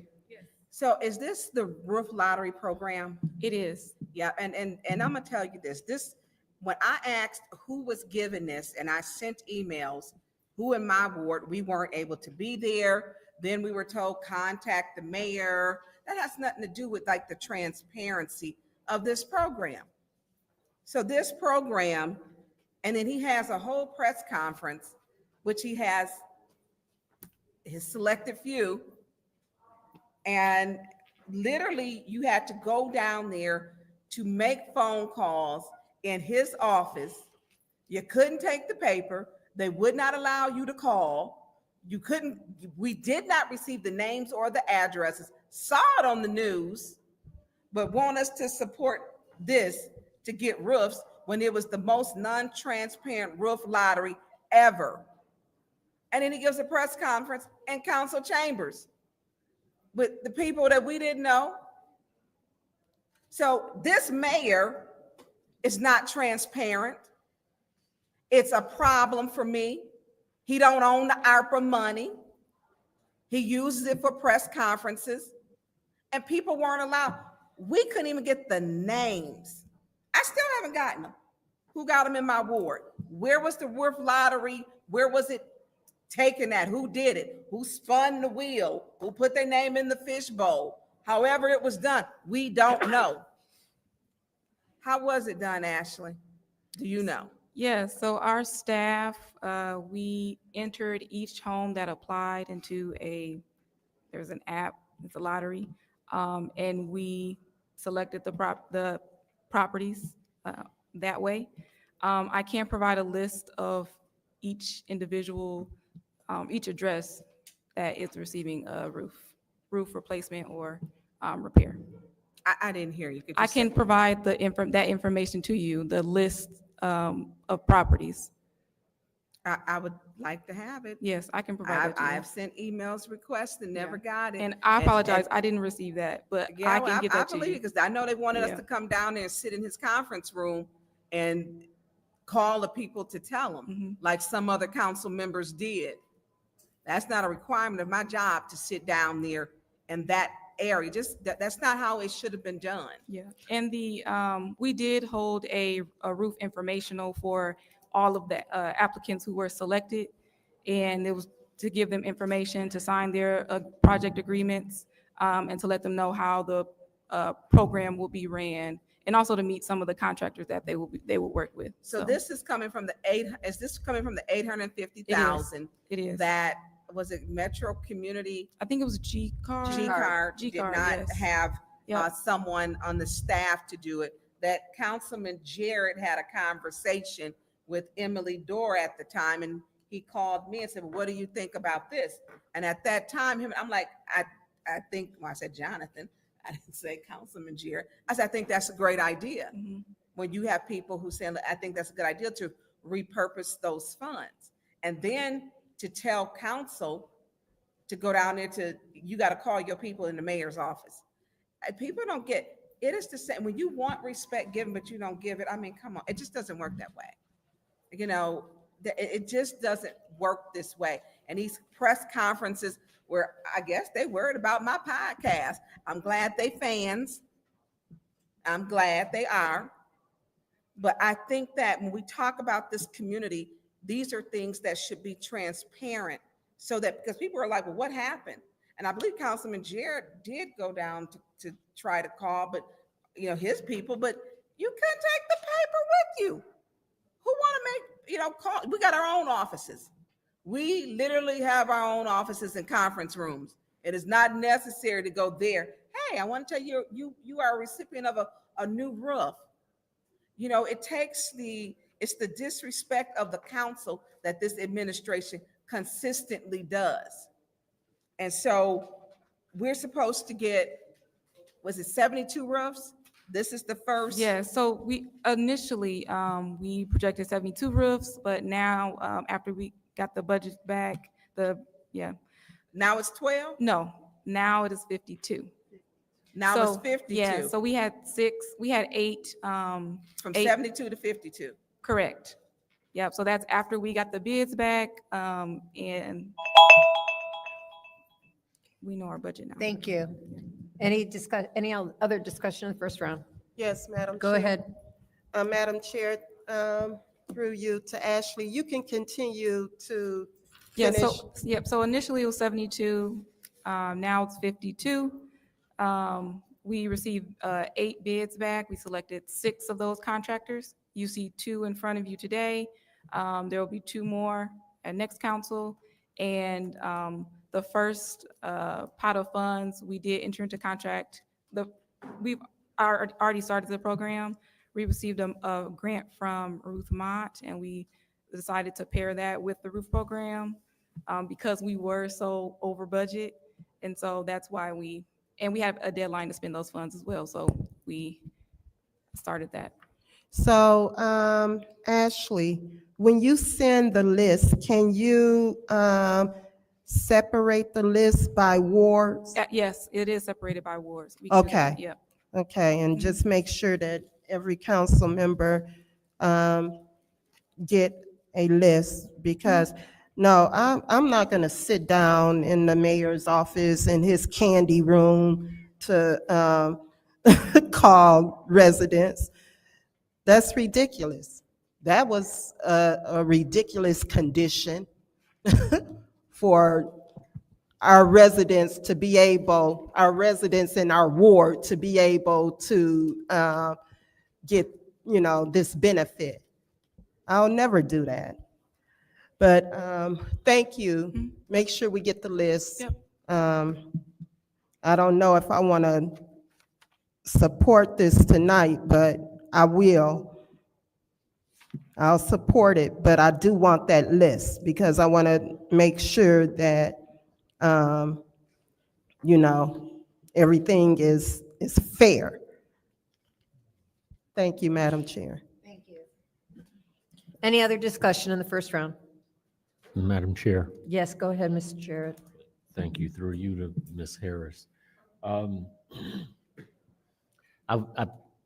I heard something about Mott Foundation. Yes, I'm sorry. The Ruth Mott Foundation. So they fund our neighborhood implementation planner.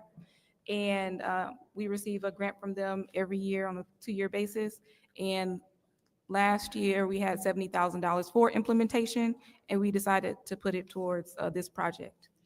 So that $70,000 was added to the 850, Correct. and even Yes. with now over $900,000, we Yes. had to go from 72 roofs down to 52. 52. Yes, that's what the bids came back as, yes. And we received 8 bids and selected 6 vendors, so, yeah. Roofs are, Were these the 6 lowest vendors? How did, we chose each vendor that met the our requirements. And we also did look at price. We requested unit pricing for each, and then their estimated total to replace, their estimated budget to replace our total amount, which was the 72. So did the individual contractors go out and inspect the homes for the quotes, or was that done by internal inspectors? By the contractors. Okay. That bid, yes. So they were asked to go to a few different Yes. homes and Yes, and provide quotes based off of that. But for roofs, there are standard unit price for like per square, demolition, fascias. Right. There are unit prices for those, which we also asked for, yeah. okay. Did we find that maybe at a given address, if you had, 6 contractors bid on it, there may have been 2 or 3 that says, oh, you got to take the whole thing off, plus the wood, and some others that said, no, it's just a tear off? Yeah, so that's being determined now.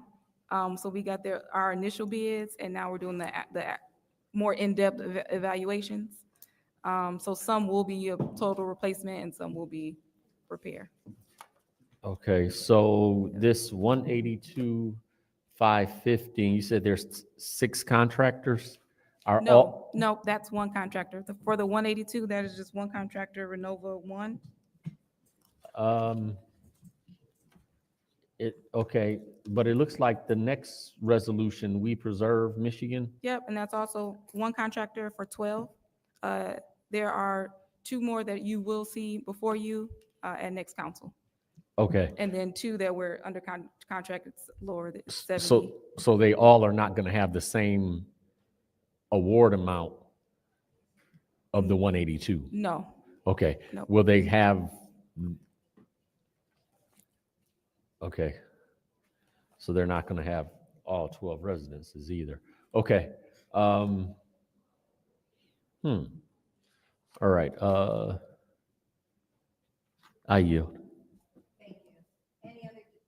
Any other discussion in the first round? Any other discussion in the first round? Madam. Go Chair. ahead, Ms. Bichette. Thank you. So I am actually in support of this program. I know one of the things that when I was first appointed, before I was elected to council, one of the things that came up often was the home repairs and roof repairs and making sure that there was money made available for the renovations of housing. And so this is one of those things that is going to help address something that, like I said, was brought up often. I do want to say that the lottery, because your staff is just trying to do their jobs, and so the lottery was very much impartial. There were people who applied. You all put everybody's name from every ward into your system. There's a whole spinning wheel deal that you all controlled, no one else controlled. And it was literally pressed right there in real time. So it wasn't like there were names that could have been specifically pulled or anybody that could have been favorited. I do think that the mayor inviting everyone to his office was an attempt to ensure that everyone recognized the fact that he's giving them access to his space because we are co-equal branches of government. And so I think that that was one of his many attempts at an olive branch, was by offering everyone the opportunity to come to his office and call the residents for themselves. And so I did take advantage of the opportunity to call the 7th Ward residents who applied for roofs, because I know that it does mean a great deal for them. I know they enjoy hearing from the mayor, but it also means a great deal for them to hear from their neighbors whom they've elected and put in those seats, those elected neighbors being us. And so, this is a tough job, right? No one likes anyone all the time. None of us are anybody's favorite person up here all the time, right? Or let alone each other's or the mayor's. And so I do want to recognize the fact that the mayor extends olive branch after olive branch opportunity for everyone to collaborate with him. And Ashley, again, I want to thank your team. I do want to tell you do an amazing, amazing job at going out, seeking grants, finding opportunities for residents, finding ways to build Flint and help Flint move forward. And so I know that this is yet another thing that you and your team have worked hard on that will benefit residents in the long term and help them basically give back to them for deciding to stay and choose home ownership in the city of Flint. So we're able to help replace roofs. Even if right now in this number that's in front of us is not necessarily enough, I know that for one person, having a new roof is going to make a huge difference. So thank you. I yield. Thank you. Thank you. Any other discussion? I think that just leaves me that's sitting up here. And I'm going to take my time because today, one of my residents drove up in front of my house questioning about this roof program because he won the lottery.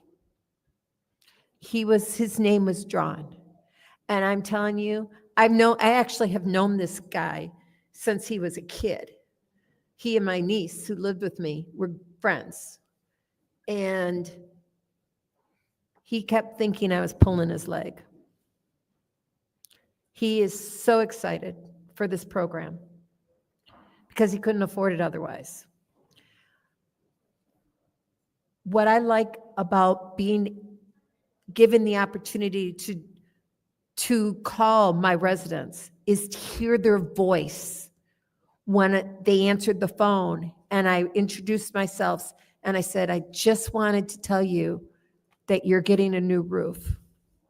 And I think you know who I'm talking about because I'm sure you've heard it. She bawled. This one resident cried, made all of us in that room cry. Not having that opportunity to do that for our resident. That's why we're serving, is to help our residents. We're not up here for glory, because trust me, there ain't no glory here. But I do enjoy helping my residents, and I help everybody who calls me. I've helped somebody this week, yesterday, in the 8th Ward. But the fact of the matter is that it was done fairly. All the addresses were put on, and it was like a roulette wheel with name on it, and as they spun it and it stopped automatically, that was the person who won. That address was removed, and then we did it again until we had spun for every address. I didn't call all my residents. I only called a couple. But it was very rewarding to spend that time in that office and hear the residents' voice when they answered the phone and realized you were telling them the truth, that they were getting a roof. And,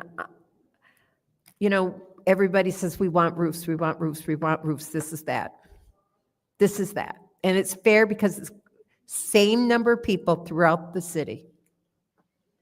They had to meet all the requirements. It's everything else that was, if they owed water, they have to pay the water out of that roof repair and everything like that, just like we did with the home repair grants. So that woman who made me cry, listening to her cry, that made the day worth it. For those of my colleagues who didn't go and make those phone calls, what did you miss out on?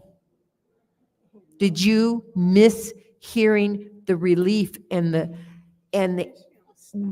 in their voice? Any discussion in the second Absolutely, round? Madam Chair. First of all, it should not be a condition of any of us to go down to the mayor's office. That's not how it works. And as far as the relief and the roulette wheel and all that little other stuff, we should have been told, hey, we want to do a drawing. Come here. We're extending the olive branch to the mayor. He can come anytime. He is welcome to come to these chambers and talk to us.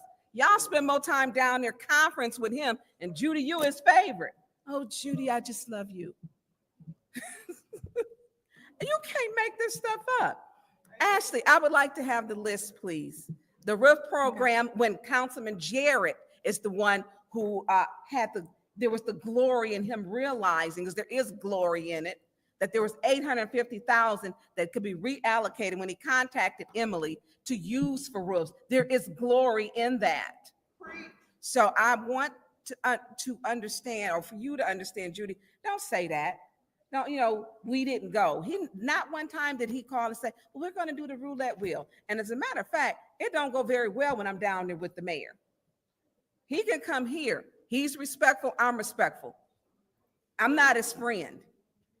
He can come here. He gave us one disrespectful minute, 1 minute. But he can come here anytime. I address him as Mayor Neely. He addressed me as Councilwoman Burns. And we keep it moving. Outside, he called me Tanya. I call him Sheldon when he's disrespectful to me first. So when we do this, I want to have those addresses, because we weren't all treated the same. And it's nice that they have this fairy tale story. It was a roulette wheel and, all of this. We didn't get, no one called and said, and if you don't contact us by email, or whatever, call. Hey, we're doing a roof lottery on these. This should have been a transparent process so that people believe in it. It was not transparent. I just asked for the names afterwards. And still, thank you for saying you'll get me the names. We didn't know that the price had changed. And going back to, we get it on Monday. People, this is a part-time job. And Dale, stay off of my podcast. I'm tired of you with that. She's got her podcast. You had one too. It failed. Amen. So I just want to say that, Ashley, please get me this. I support this program and the work that you do. You work tirelessly for this community. And at times it's challenging. I completely understand. Thank you. And so I appreciate you. And I appreciate, because I've known your mom since 2nd grade. So thank you. Thank you. Any other discussion in the second round? Madam Chair. Go ahead. Thank you so much. So one thing we got to realize that when we took the oath to serve, we understood that it was a part-time job. We understood that. But we still chose to serve anyway. And serving meaning showing up when you don't want to, attending those unscheduled, unplanned meetings, those emergency meetings, reading documents that you may get a little later, all for the betterment of the residents. That's what we're here for. Nothing more, nothing less. We're not here to monetize off social media. We're not here for it. And it's funny to keep hearing. Request for information. What's your request? Did you realize we did not get the supplemental package until today, so we only got what the resolution was? We did not get the supporting information. Did you realize that? Improper, go ahead. Thank you. So as I continue to get interrupted, the point is, we're here to do the people's business exclusively. We're not here to monetize off the people back. We're not here for content creation. We are here exclusively. We are here exclusively as elected officials, here to serve the residents. And I keep hearing mention of a failed podcast. Nothing failed. What it is that when you're out in the community doing cleanups, when you're starting neighborhood associations, when you're over fire safety programs, when you're doing things of that nature, you don't have time. So if I had time to sit up on 4 hours of social media talking about colleagues and about how you refuse to work with the mayor, if I had that. Excuse me, that is you are being asked to leave this Point meeting. of order. You need to point of order. You need to get her because she's speaking to my motives and she lying. And if she watched, she would learn something. But next time, click like, share, and subscribe. I did ask you to remove And for a yourself fact, from this meeting. I'm not monetized. Understand? Excuse me, you do not have the floor. I did not recognize you.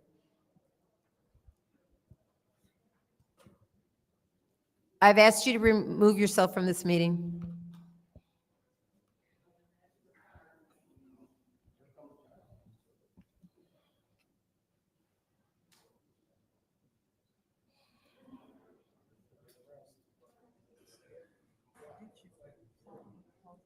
She got a warning. There's no second warning. There's one warning. Madam Chair? Yes. While we wait, could you please read the disorderly person city code subsection for our colleagues so we all can have an understanding of what's happening here? She need to read it when she was clowning. I'll be glad to. Thank you so much. Annie, this woman right in front of the gentleman in the hat with the colored hair. Any person that persists in disrupting this meeting will be in violation of Flint City Code Section 3110, disorderly conduct, assault and battery, and disorderly persons, and will be subject to arrest for a misdemeanor. Any person who prevents the peaceful and orderly conduct of any meeting will be given one warning. If they persist in disrupting the meeting, that individual will be subject to arrest. Violators will be removed.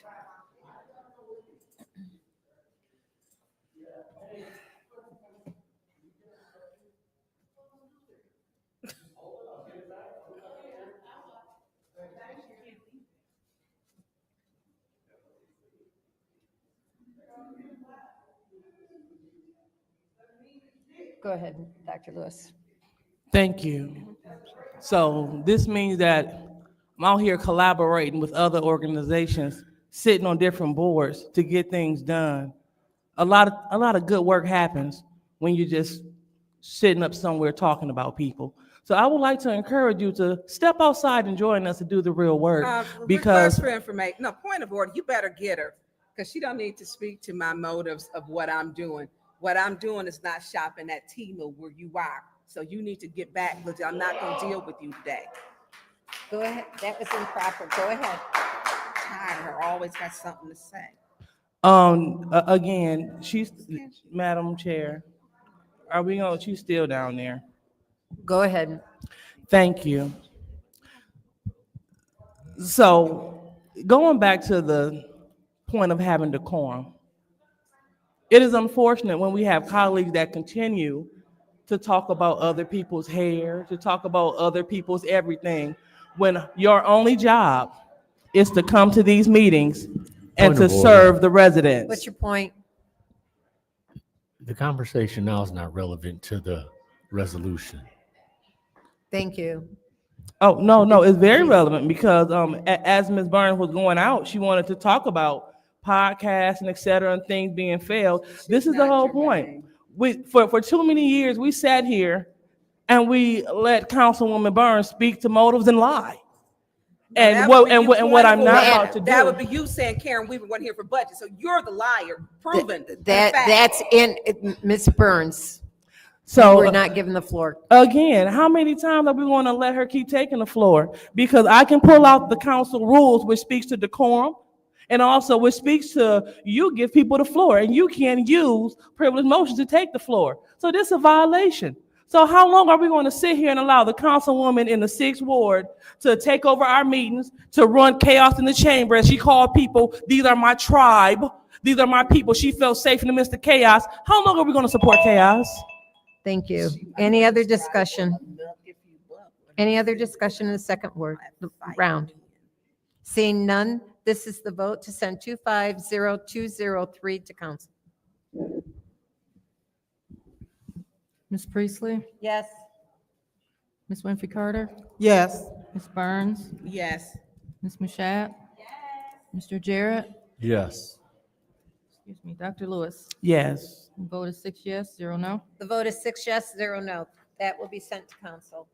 Our next separated resolution is 250204, Contract We Preserve Michigan Residential Roofing Replacement Repair Program. What is the pleasure of the body? That was separated by the clerk as well. Yeah. Again, this one needs an administrative correction. The resolution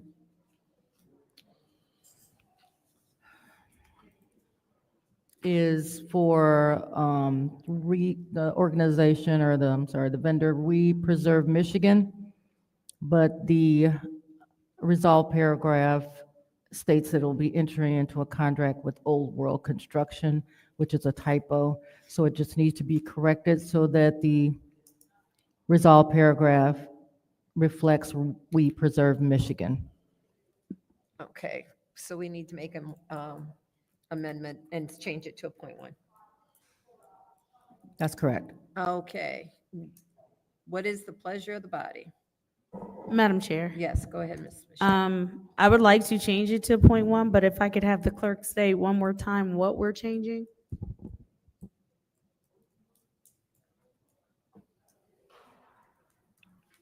The be it resolved portion, the vendor to We Preserve Michigan. So we're changing the be it resolved to, Let me find the resolution. I have it pulled up. In the resolution, it says, be it resolved to enter in a contract with Old World Construction, Got it. So and it should be we. I got it. Preserve Yep, Michigan. thank Okay. you.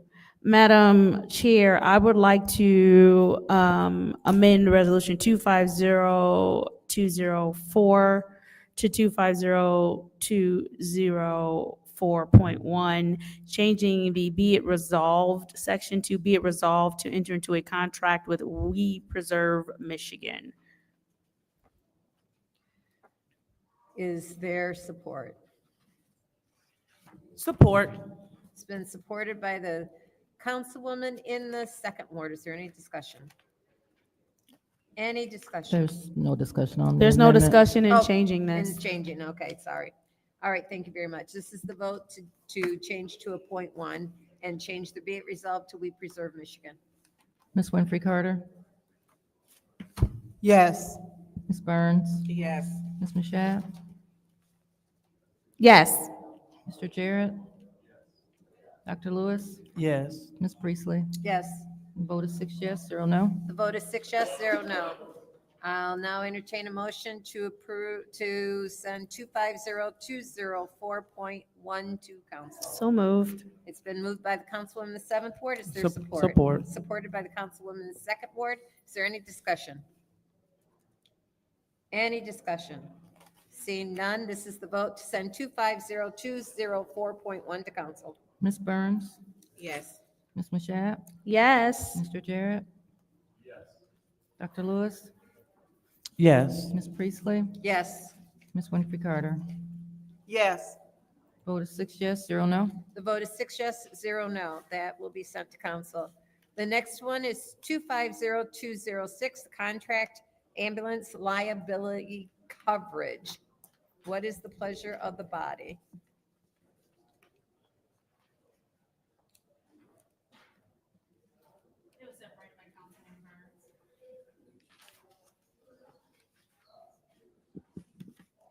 I'll entertain a motion.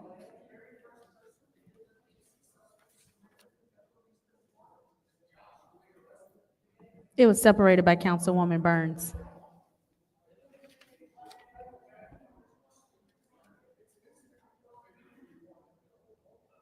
I guess somebody has to make the motion, so I will. Is there support? To I'm send to not council. understanding what your motion is. Send to council.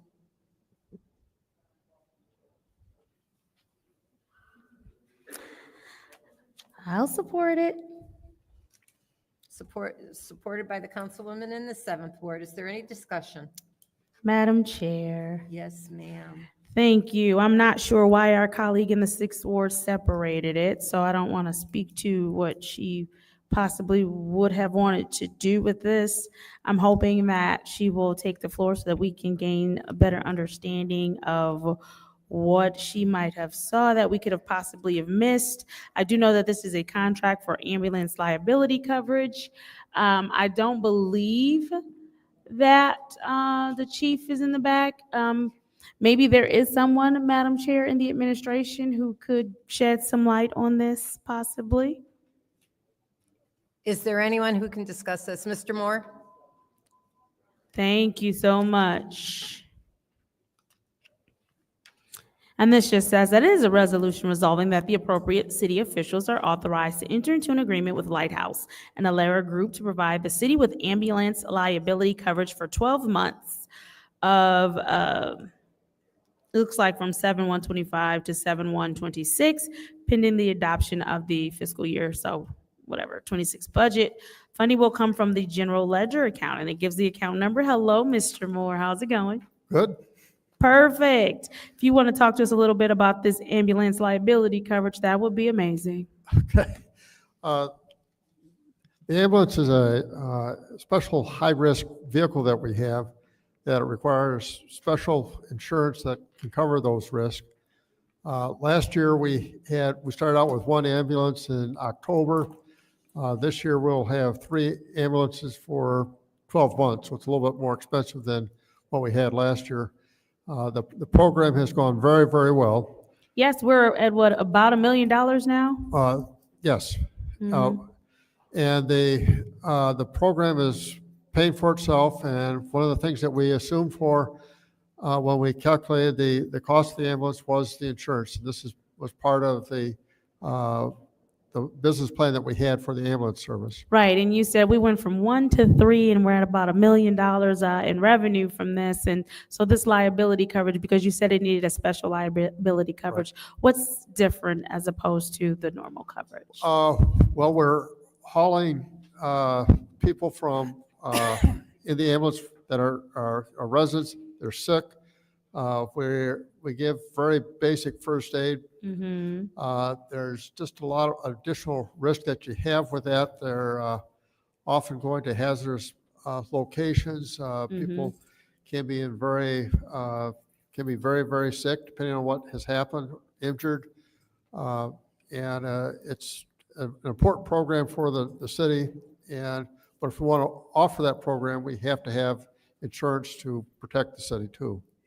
Awesome. So this is just liability coverage as a protection for Right. the city as the That's correct. ambulances go out to take the different calls. That's correct. Wonderful. I yield in the first round, Madam Chair. Thank you. Any other discussion in the first round? Madam Chair. Go ahead. Thank you. Those were my questions. What is the liability for? Are they saying, what are the extra risks, or what makes it such a high risk? Well, we're transporting other people. They're not just employees, they're citizens that we're transporting. Right. So that's a higher risk.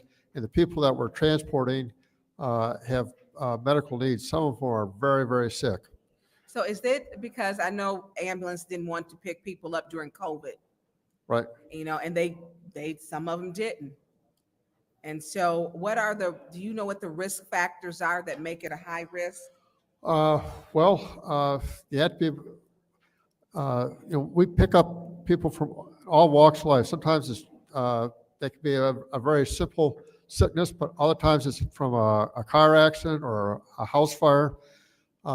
And whenever you transport people that are injured or sick, there's just a higher level of risk involved. But didn't we had insurance when we first started? Right. What we had, this is a renewal of the insurance that we purchased. Okay, so this is the renewal. Right. We We purchased the last one in last October. Did it go up?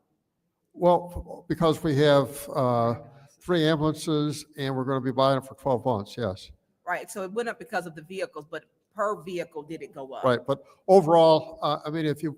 I get it went factor up because we increased the number. Right. But I'm saying, did it increase for the number per unit? They, per vehicle? I believe the number was last year, we spent 53,000. This year, for 3 ambulances for 12 months will be 86,000. So it is a little bit more expensive, but on a prorated basis, it's cheaper than what we actually paid last year. Okay, all right, thank you. Any other discussion in the first round?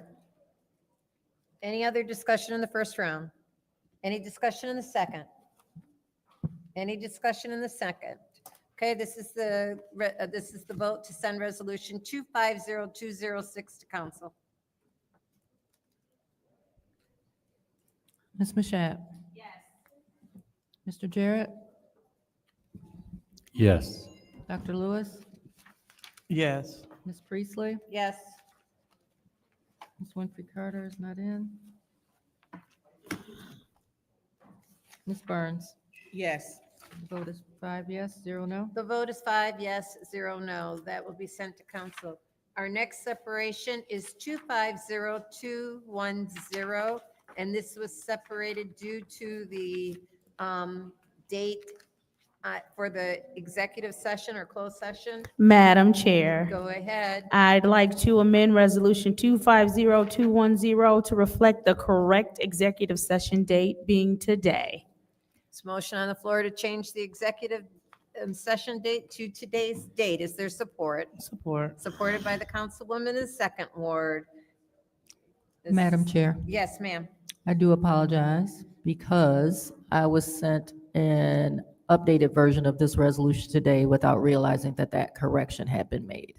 All So right. it does have the correct executive session date on that one. Then I withdraw my motion. Okay, that motion is withdrawn. Okay, so this is entertain a motion. Madam Chair. Yes, go ahead. I make a motion that we send 250210-T2 council. There's a motion on the floor by seventh ward councilwoman to send 250210 to council. Is there support? Support. Supported by the councilwoman in the second ward. Is there any discussion?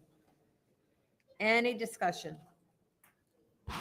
Hearing none, this is the vote to send 250210 to council. Mr. Jarrett? Yes. Dr. Lewis? Yes. Ms. Priestley? Yes. Ms. Winfrey Carter is not in. Ms. Burns? Yes. Ms. Mashat? Yes. The vote is 5 yes, 0 no. The vote is 5 yes, 0 no. That will be sent to council. Our next separation is 250211, resolution correction for resolution number 240415-T, resolution authorizing the city of Flint to enter into agreement with Raymond Robeson LLC for the FY 2024 audit. What is the pleasure of the body? Madam Chair, Go ahead. I would like to send 250211 to council. Is there support? It's been moved by the councilwoman in the sixth ward to send 250211 to council. I'll support that. Is there any discussion? Madam Chair, Go ahead. so this one is the resolution for correction. Who can speak to this? This city clerk knows. To the city clerk, can you tell us what this is, please? So generally, what happened when council adopted this resolution originally last September.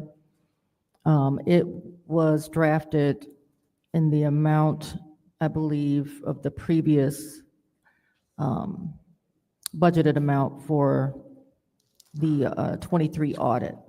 However, the engagement letter was presented and signed for a different amount. And now Raymond Robson is requesting that a correction be made so that it reflects the actual engagement that was entered into by the city. So the original resolution was for $249,000, I believe, but it should have read $274,000. And the out-of-pocket expenses were listed as $10,000, and they should have been $15,000.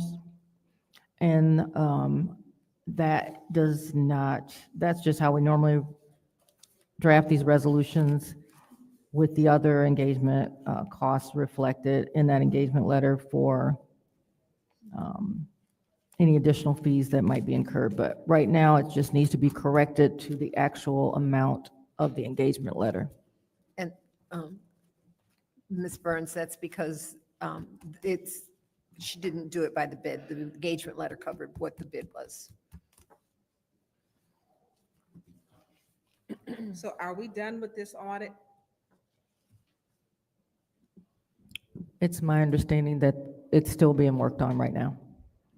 It's still being worked on. I think it's, for the most part, I can't really speak to it. Maybe Would Mr. that be Moore could, Mr. but Moore? Mr. Moore?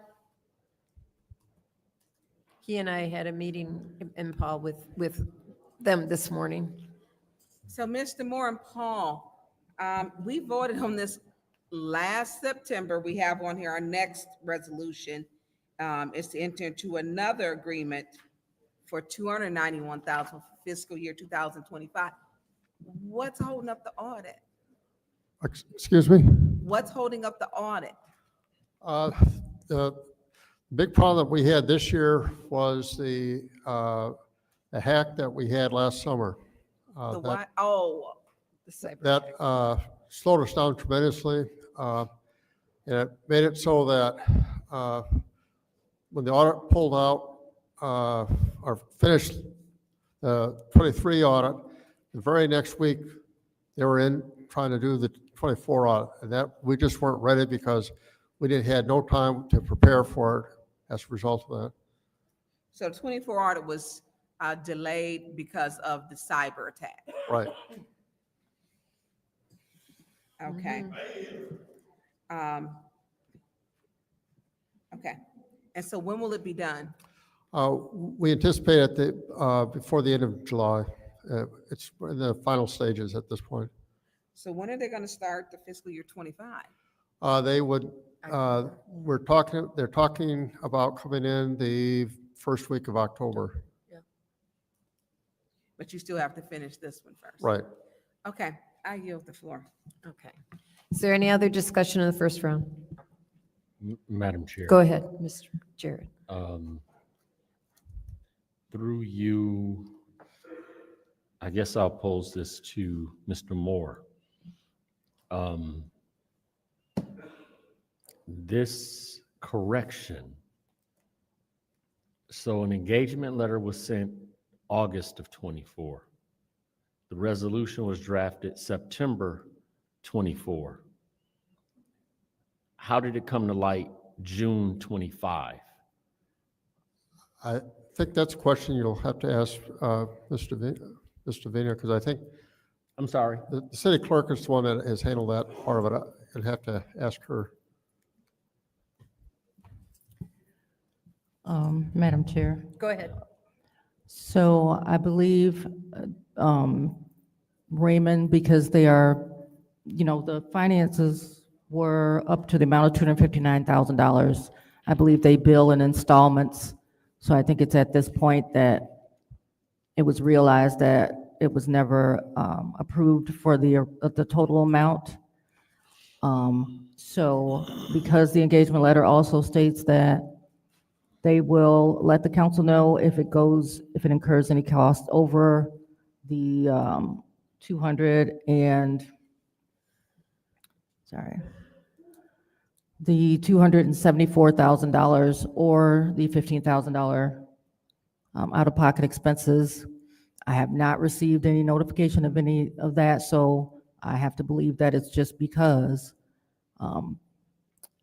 we've gone over that original amount that the resolution was approved for, the $259,000, when it should have been the $274,000. Did our packets include a copy of the original? Yeah. It did. The original resolution that was adopted? Yeah. No, but I can send Oh, I that to thought it you. was, I'm sorry. No, I can send that to you right now. No, I'm just trying to, in my mind, piece together, almost, 8, 9, almost a year later. But I'm sort of following what you're saying. Once the billing actually starts, someone took a look back then at the resolution. And Correct. I saw- believe that Raymond wouldn't have known really about it was probably just when it came up and the PO had already been spent to that amount, and we had probably an outstanding bill. Okay. All right. Thank you. I'll yield otherwise. Is there any other discussion in the first round? Any other discussion in the first round? I'll just take a minute to say that the resolution was not written for what the bid amount was, and that it was caught because we have a past due invoice, and that's why it was found. So this is the vote to send resolution 250211 to council. Dr. Lewis? Yes. Ms. Priestley? Yes. Ms. Winfrey Carter? Yes. Ms. Burns? Yes. Ms. Mashat? Yes. Mr. Jarrett? Yes. The vote is 6 yes, 0 no. The vote is 6 yes, 0 no. That motion, that will go to council.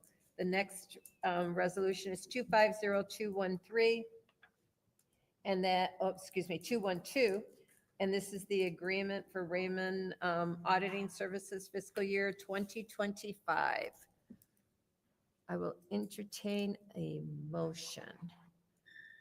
And as finance chair, I'll make that motion. Is there support? Support. It's been moved and properly supported. Is there any discussion? Madam Chair. Go ahead. I think they just answered that question, so I don't have any questions for Mr. Moore. Okay. I don't. When I kind of asked him about the 2025, which went along with that resolution 250211 went along with, for me, with 250212 when it came to questions of the audit. So it's clear now. Okay. Is there any other discussion in the first round? Any other discussion in the first round? Any discussion at all? Seeing none, this is the vote to send 250212 to council. Ms. Priestley? Yes. Ms. Winfrey Carter? Yes. Ms. Burns? Yes. Ms. Mashat? Mr. Jarrett? Yes. Dr. Lewis? Yes. The vote is 6 yes, 0 no. The vote is 6 yes, 0 no. That will be sent to council. The next resolution is 25, this is not our last one, 250213, reallocation of ARPA funding, food access and food system support, Franklin Avenue Mission, Eastside Compassionate Mission, St. Mark Missionary Church, and Christian Love Center. What is the pleasure of the body? What is the pleasure of the body? Madam Chair, I believe the councilman in the second ward separated this. In the sixth ward, no, you separated it. No, she separated that one for the missions. So thank you. What is the pleasure of the body?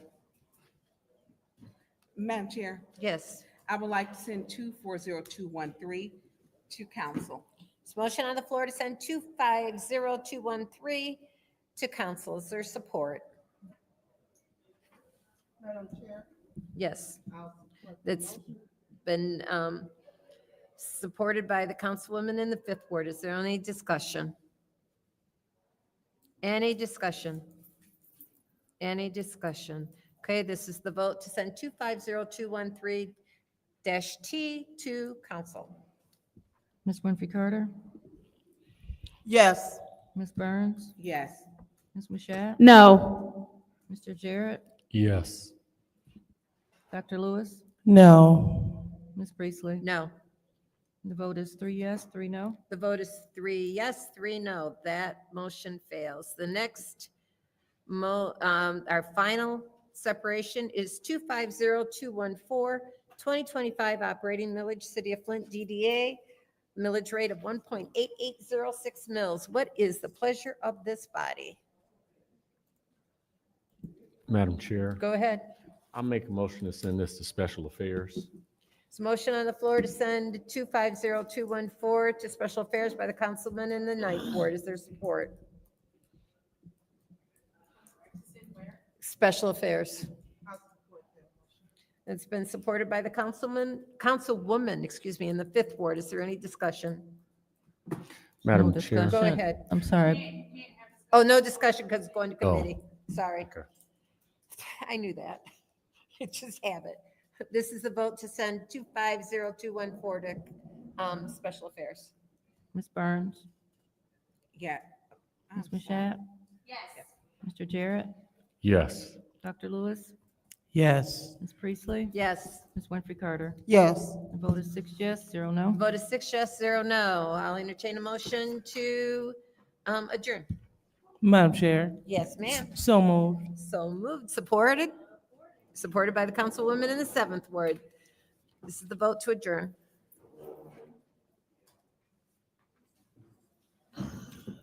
Ms. Mashat.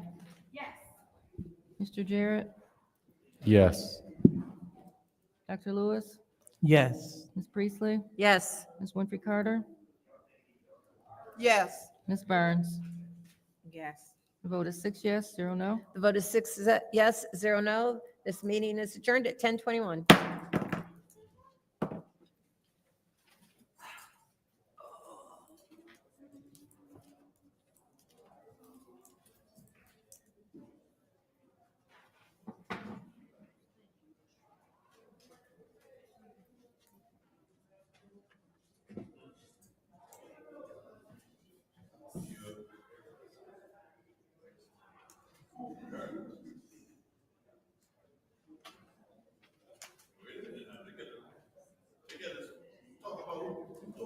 Demolition DNA, get the green home for print home.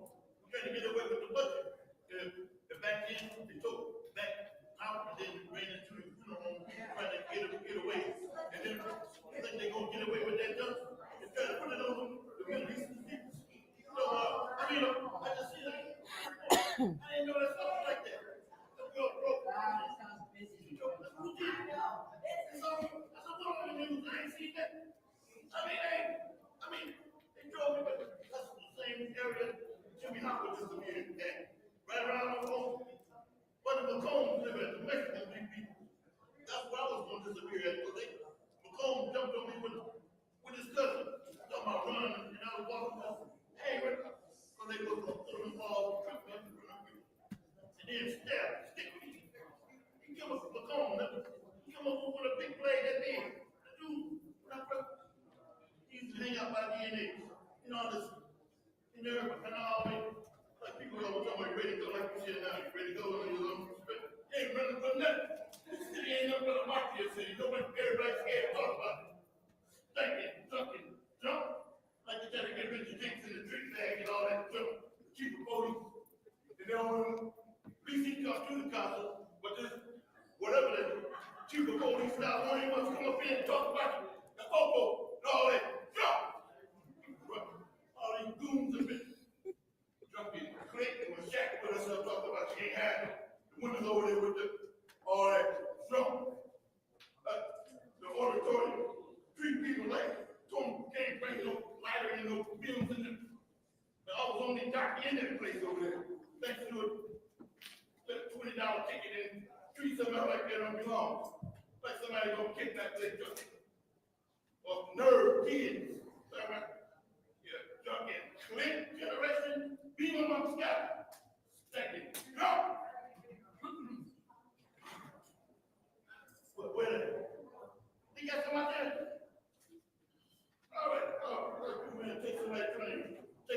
I mean, get everybody, all that, stop. Down. Whoa. Whoa.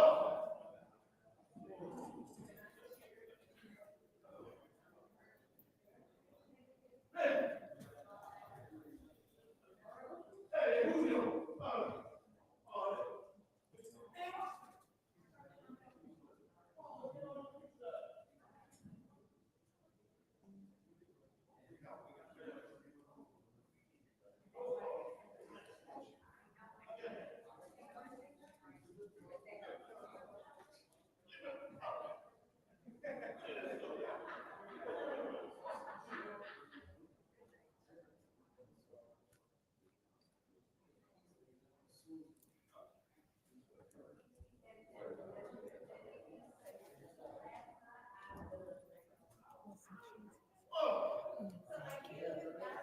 And now I keep those clips and stuff in my, I just take it back there.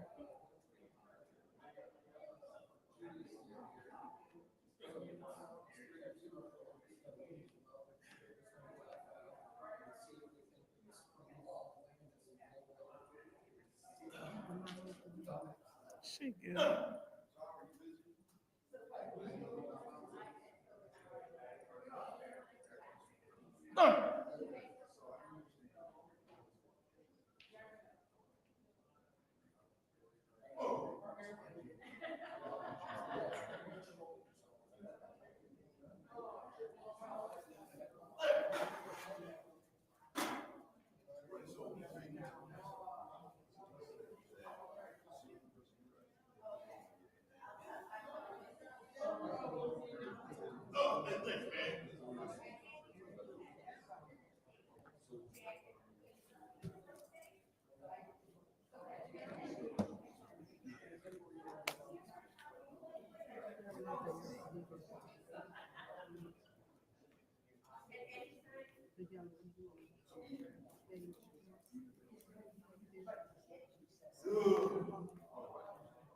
Oh, you know, that is Marshawn. That's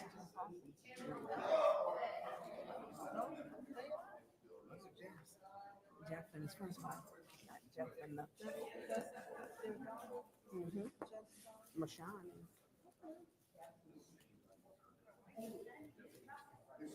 Yeah.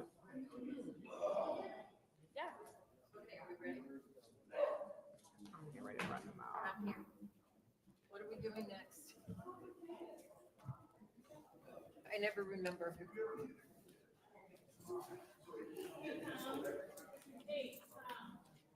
You got your badge. I don't know what the hell I did with mine.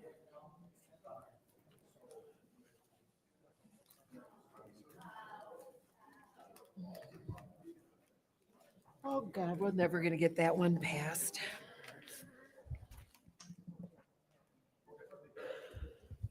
The time is now 10:28 p.m. on Wednesday, June 18th. I call this legislative committee meeting to order. Roll call, Madam Clerk. You got your badge.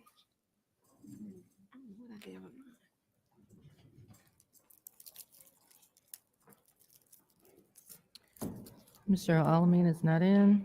Dr. Lewis? Present. Ms. Priestley? Ms. Winfrey Carter? Present. Ms. Burns? Present. Ms. Mashat? Mr. Pfeiffer is not in. Mr. Jarrett is not in. You have 5 members present. There are 5 members present. It's now time for the reading of the disorderly person city code subsection. Any person that persists in disrupting this meeting will be in violation of Flint City Code Section 31-10, disorderly conduct, assault and battery and disorderly persons, and will be subject to arrest for a misdemeanor. Any person who prevents the peaceful and orderly conduct of any meeting will be given 1 warning. If they persist in disrupting the meeting, that individual will be subject to arrest. Violators will be removed from the meeting. Are there any requests for agenda changes and/or additions? Seeing as how there is none, there is now time for public comment. Members of the public who wish to address the city council or its committees must register before the meeting begins. A box was placed at the entrance to the council chambers for collection of registrations. No additional speakers or slips will be accepted after the meeting begins. Members of the public shall have no more than 3 minutes per speaker during public comment, with only one speaking opportunity per speaker. First public speaker, Madam Clerk. First speaker is R.L. Mitchell. Hey, like I say to the council, my name is R.L. Mitchell. I live at 759 East Linden Street on over there by the graveyard, Graceland Cemetery. About the situation about, do you, Madam Chair, to Shashak, 7th Ward person talking about she hired a woman and the woman didn't want the job and got on, and that's what making that area over there by the Whiting Auditorium, the more sophisticated kids looking at people like they ain't right. I mean, don't allow no video and no lighter in it checking me like I'm one of the Middle East dudes that got the wrong name. They sending them quiet and kept sending them back over to the Middle East against their will. They were born in the United States. I think that's why they tore down DNH with that bulldozer. When all that jump, all that jump,